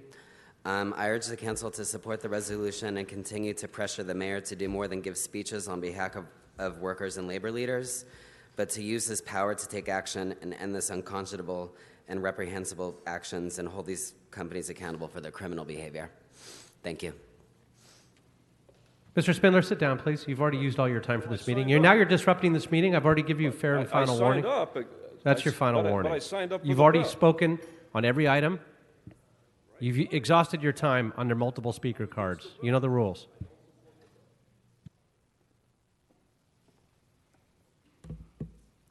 Hi, good morning. My name is Jessica Durham. I'm the director of Lane's Ports Project, and I'm speaking today in support of the resolution introduced by Councilmember Buscaino, supporting SB 1402, introduced by State Senator Ricardo Lara, which would expand existing state legislation to create joint liability for the customers of port trucking companies. Lane has been organizing together with our community and labor partners as part of the Our People, Our Port coalition to stand in solidarity with port drivers and warehouse workers who've been struggling to transform the conditions at the ports. And as we've heard, one of the central issues that they've been fighting against is the misclassification and rampant wage theft throughout the industry, which robs workers of their basic rights. And all too often, we've seen companies ignore judgments and evade responsibility by engaging in corporate shell games. And it's not just wage theft. These companies also failed to pay into their unemployment and state disability insurance funds, which not only hurts workers, but robs our public coffers of much-needed dollars. So the LA City Council has been a leader on wage theft enforcement, and we thank you for your support of this bill. And thank you, Councilmember Buscaino, for standing with drivers. Thank you very much. I believe that was all the speakers. I don't believe there's any other speakers. And by the way, the reason I shut off my kiosk is Mr. Spindler continued to enter in names. They were fake names, and it just adds people that don't exist. So with that, we'll conclude the public comment on that item. And, Mr. Koretz, did you wish to speak on this item? Just very briefly, I wanted to thank Mr. Buscaino for bringing this forward. This is a battle that many of us have been fighting for, well over a decade. I think Ricardo Lara's bill may be the first to actually make significant progress on this issue if we're able to pass it. I think it's critical that the City of Los Angeles take this position, and thank you for bringing this towards us. The abuses of port truck drivers are almost legendary, with them having to buy their trucks rather than working for the companies they actually work for. And so with this bill, hopefully we can take a big first step in correcting a long-standing abuse of workers in the ports. All right, thank you very much. With that, colleagues, we'll go ahead and open the roll on this. close the roll, and tabulate the vote. 15 ayes. That is approved. All right, next item, please. Items 20, and we have cards on items 20. So, again, we'll go back to it. If there are there folks here that actually filled out a card or two on 20? So, come on up for those of you that filled out a card. Again, if you could state your name for the record as you come on up.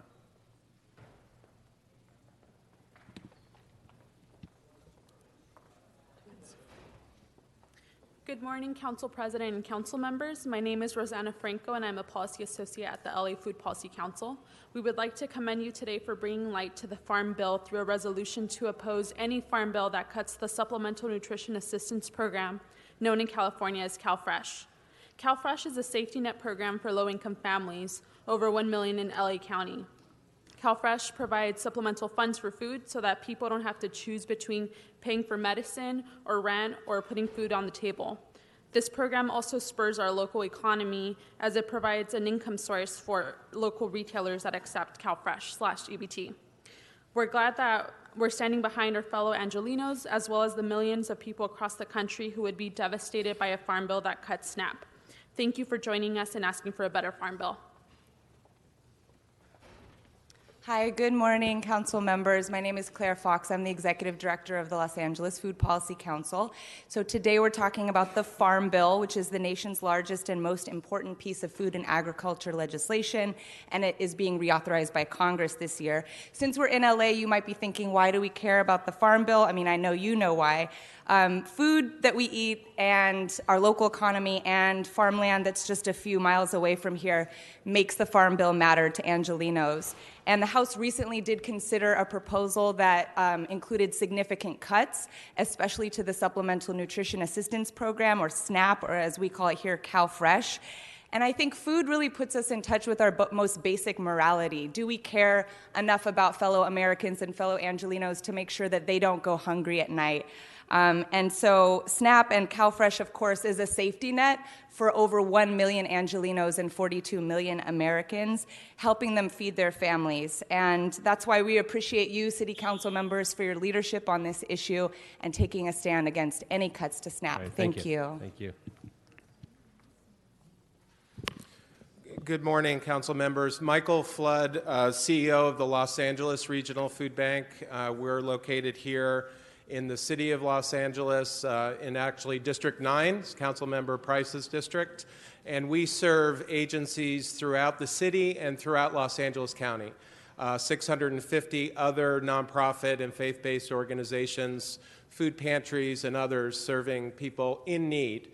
And I see many familiar faces and many supporters of past efforts for the food stamp program, now called SNAP, CalFresh here in California. So I'm here to thank and encourage all council members to support this resolution.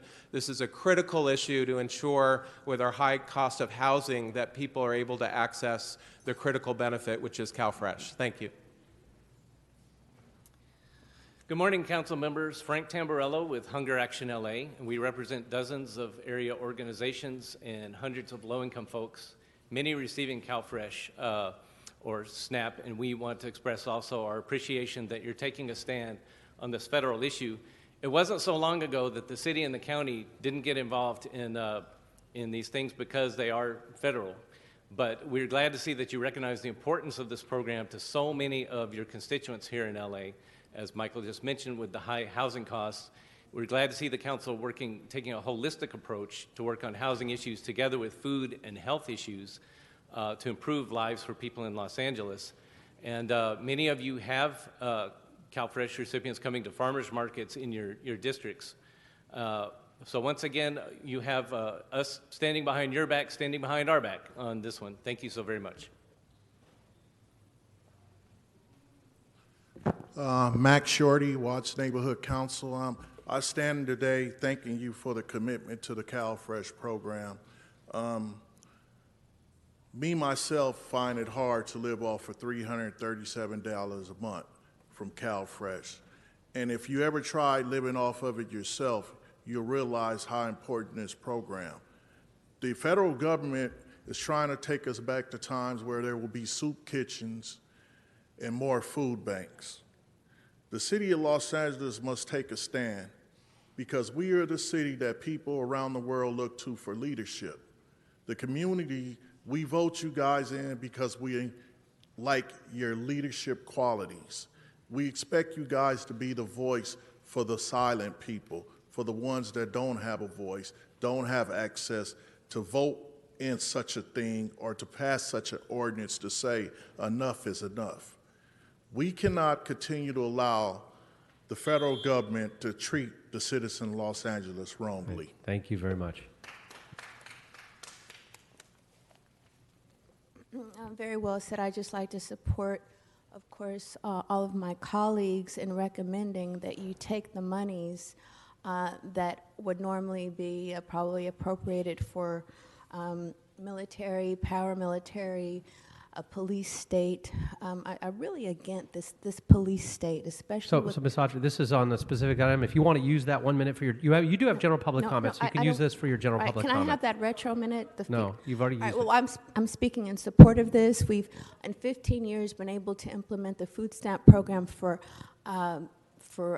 access to farmers market, foods, vegetables, fresh fruit and vegetables, non-genetically engineered foods, fresh fruit and vegetables. This should not just be a privilege for the rich. This should be available for all. We had the South Farm, which was being developed and maintained by the community, and not Janice Holm, but Jan Perry shut that down. So we need fresh fruit, and we need access to it for all people, not just the wealthy. Go ahead and take your 1 minute for general public comment since you're there already as well.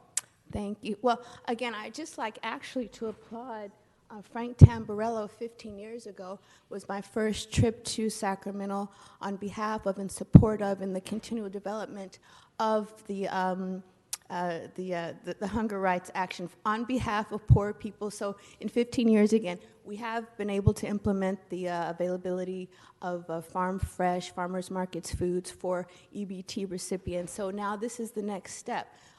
Poor people, senior citizens, homeless, and all should have access to the basic, sustainable, what we need to sustain ourselves. And I think that housing is a human right. Of course, access to fresh fruit and vegetables, as well as the health care that poor people and senior citizens need. So enough cannot be said in support of this action and this initiative. This should be already something that is a provision in this country. Thank you very much. Yes, thank you. On behalf of that. Thank you. All right, that concludes all the comment cards on this item. So we'll go ahead and close the comment on this. And Mr. Rue. Thank you, Mr. President. I really want to thank everyone for coming out today. Claire Fox, the Food Policy Council, Hunger Action LA, for really coming out to support. And colleagues, before us today is a resolution that demands a better farm bill. This is hugely important that our Congress authorizes this every 5 years. That includes funding for farms big and small, but it also is the only funding source for SNAP and CalFresh, which provides healthy food to low-income families across our nation. The majority in Congress has made it clear that they want to slash this funding, not only cut SNAP by 20%, but also subsidies for small organic farmers, so they can give more money to huge farming corporations. Millions of Californians and many Angelenos rely on SNAP and CalFresh. We cannot afford to lose CalFresh. We cannot let this bill be slashed. We need a better farm bill, and we need it now.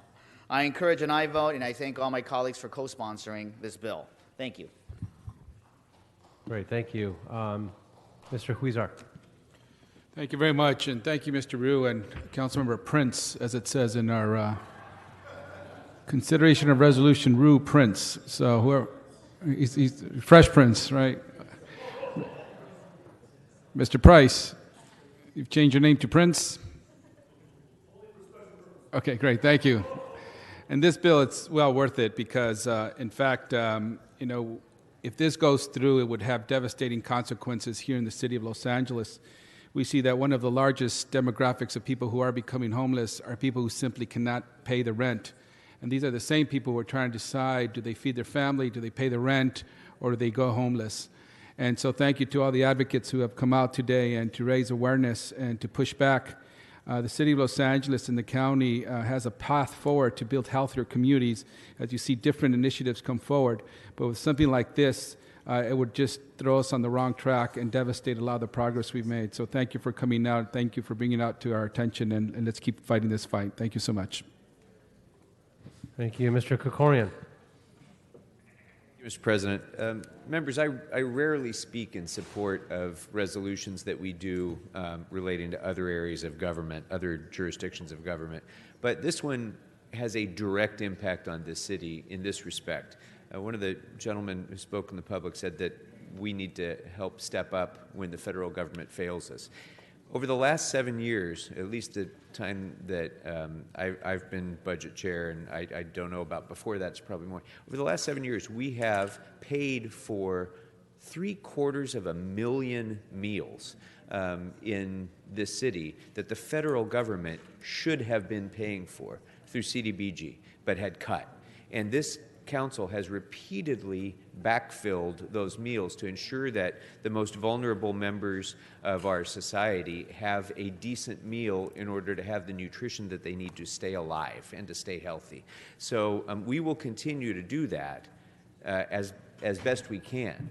But the truth is, this is an obligation that the federal government owes the people of Los Angeles. And to have that obligation be ignored by our leaders in Washington not only hurts the people who depend upon the SNAP program and the other meals programs and food programs that the federal government pays for, but it also hurts the taxpayers of Los Angeles who end up having to cover for what the federal government is not providing us. So this is an important step forward. I thank all of the members for bringing it before us, and I urge an aye vote. All right, thank you. Thank you, Mr. Krikorian, for bringing that up, too, because every year it continues to go down. One of the things you didn't mention, too, is, and the need goes up every year. Ms. Martinez. Thank you, Mr. President. Here, Mr. Krikorian, thank you very much for those words.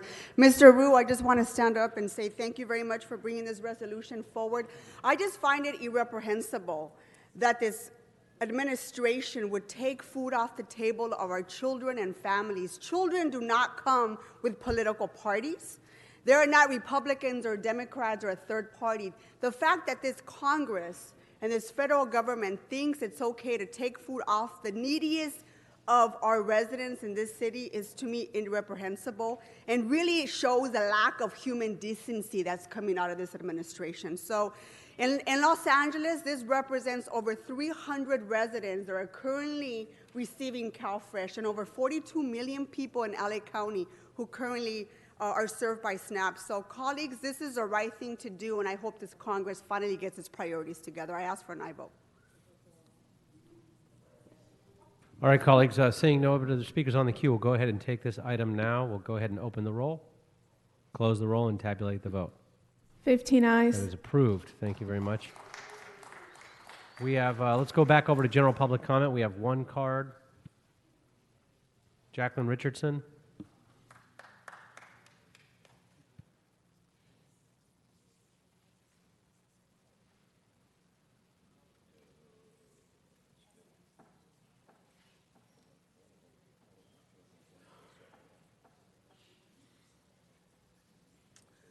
This may seem and be a little impertinent and a little forward, but I'd like to ask you, and LAPD might not want to do this, if LAPD could check for holographs in this city government from top to bottom to see if they're holographs.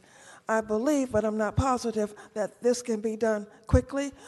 Each department, or wherever they go, they can do that within a half an hour. There might be a few surprises if this can be done. On the other hand, if you can ask them to check the city government, you can ask them to check LAPD by the same authority. They might not want to do that, but it might be beneficial in the long run, and you might have a few surprises with that also. All right, thank you very much. That concludes general public comments. So general public comments closed. With that, Mr. Koretz, we have item 14. I believe we have an amendment. Mr. Koretz?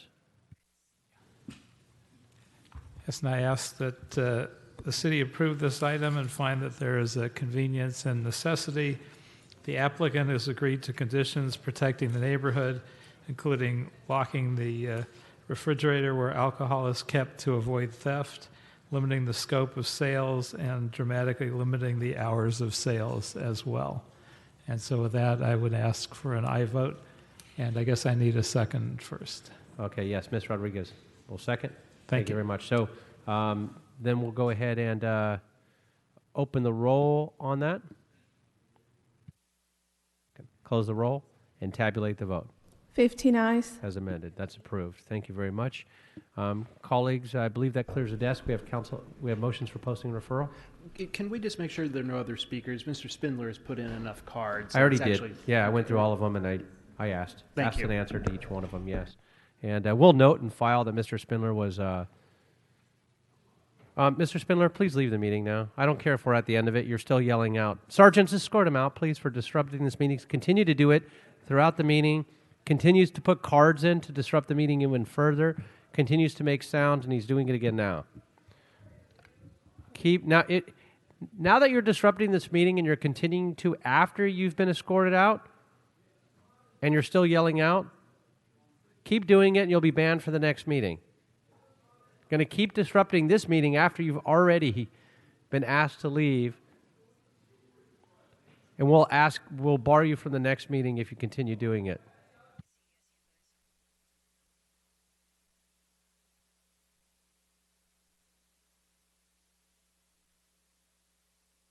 All right, colleagues. Then that concludes. We'll go ahead and post and refer the motions. Okay, then that concludes the agenda items. Do we have any announcements, colleagues? I actually have one announcement to my colleagues. I want to invite you, if you wanted to participate.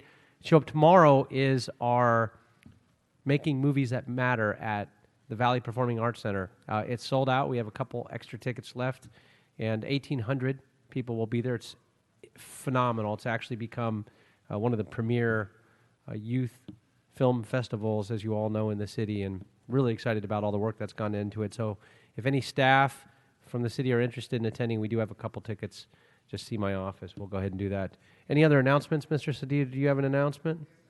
Mr. Kretz is not on the floor, but I know that he would want us to know that today at 5 o'clock, an incredible documentary called Love and Bananas, a great combination, will be shown here today at City Hall.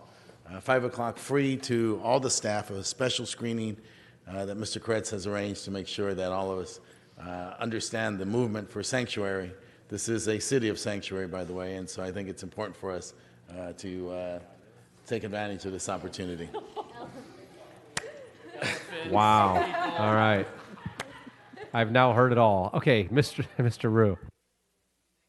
Thank you, Mr. President. Tonight at 6 p.m. at the Rotunda and the Bridge, we are closing Asian Heritage Month.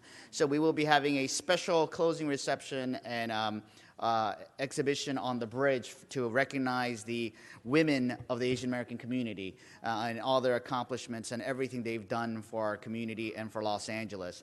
So I wanted to invite our colleagues and staff to attend this evening at 6 p.m. at the Rotunda and the Bridge. Very nice. Thank you. All right, colleagues, seeing no other announcements, I'm going to look for adjourning motions on my right. Do I have any adjourning motions? Yes, we do. So if we get everybody to please rise in council chambers, we'll be led with an adjourning motion. Mr. Krikorian. Thank you very much, Mr. President. It's with sadness that I ask that the council adjourn this meeting in memory of Sandra Hite, the beloved wife of Horace Hite, who many of us have had an opportunity to work closely with in the San Fernando Valley, leading member of the business community in the valley, and of course the Sherman Oaks community, who a number of us have had the privilege of representing over the years. Sandy was a resident of Sherman Oaks for almost 40 years. She was born in Pennsylvania and had a career as a receptionist working for Alfred Bloomingdale of Bloomingdale's department stores, actually. After a number of other positions, she worked alongside her husband at Horace Heights Magnolia Estates in public relations. She was also an important philanthropist for causes important to Southern California, including the Motion Picture Mothers, the Pacific Pioneer Broadcasters, and the Assistance League of Southern California. Sandy was a bright, optimistic, generous person, devoted wife and mother with a golden heart, and her warm and friendly personality always drew people to her, and she made friends wherever she went. She'll really be missed by the people of Sherman Oaks and throughout Los Angeles. She's survived by her husband of 37 years, Horace Height, her daughter, Monica Adeline, her parents, Norma and Robert Eaton, and her sister, Patricia Jackson, as well as many in-laws, nieces and nephews, great nieces and nephews, and many family and friends throughout Sherman Oaks. Services will be held on Thursday, May 31st at 2:30 p.m. at the Hall of Liberty in Forest Lawn, and a viewing will be held on Wednesday, May 30th from 5 to 9 p.m. In lieu of flowers, memorial contributions, the families asked that memorial contributions be made in her name to the American Diabetes Association. May she rest in peace. Thank you, Councilmember Krikorian. I'd like to join in that adjournment as well. As a longtime resident and a 40-plus year resident of Sherman Oaks, I know we both had the privilege to serve and know the family, and my condolences goes out to the Heights family.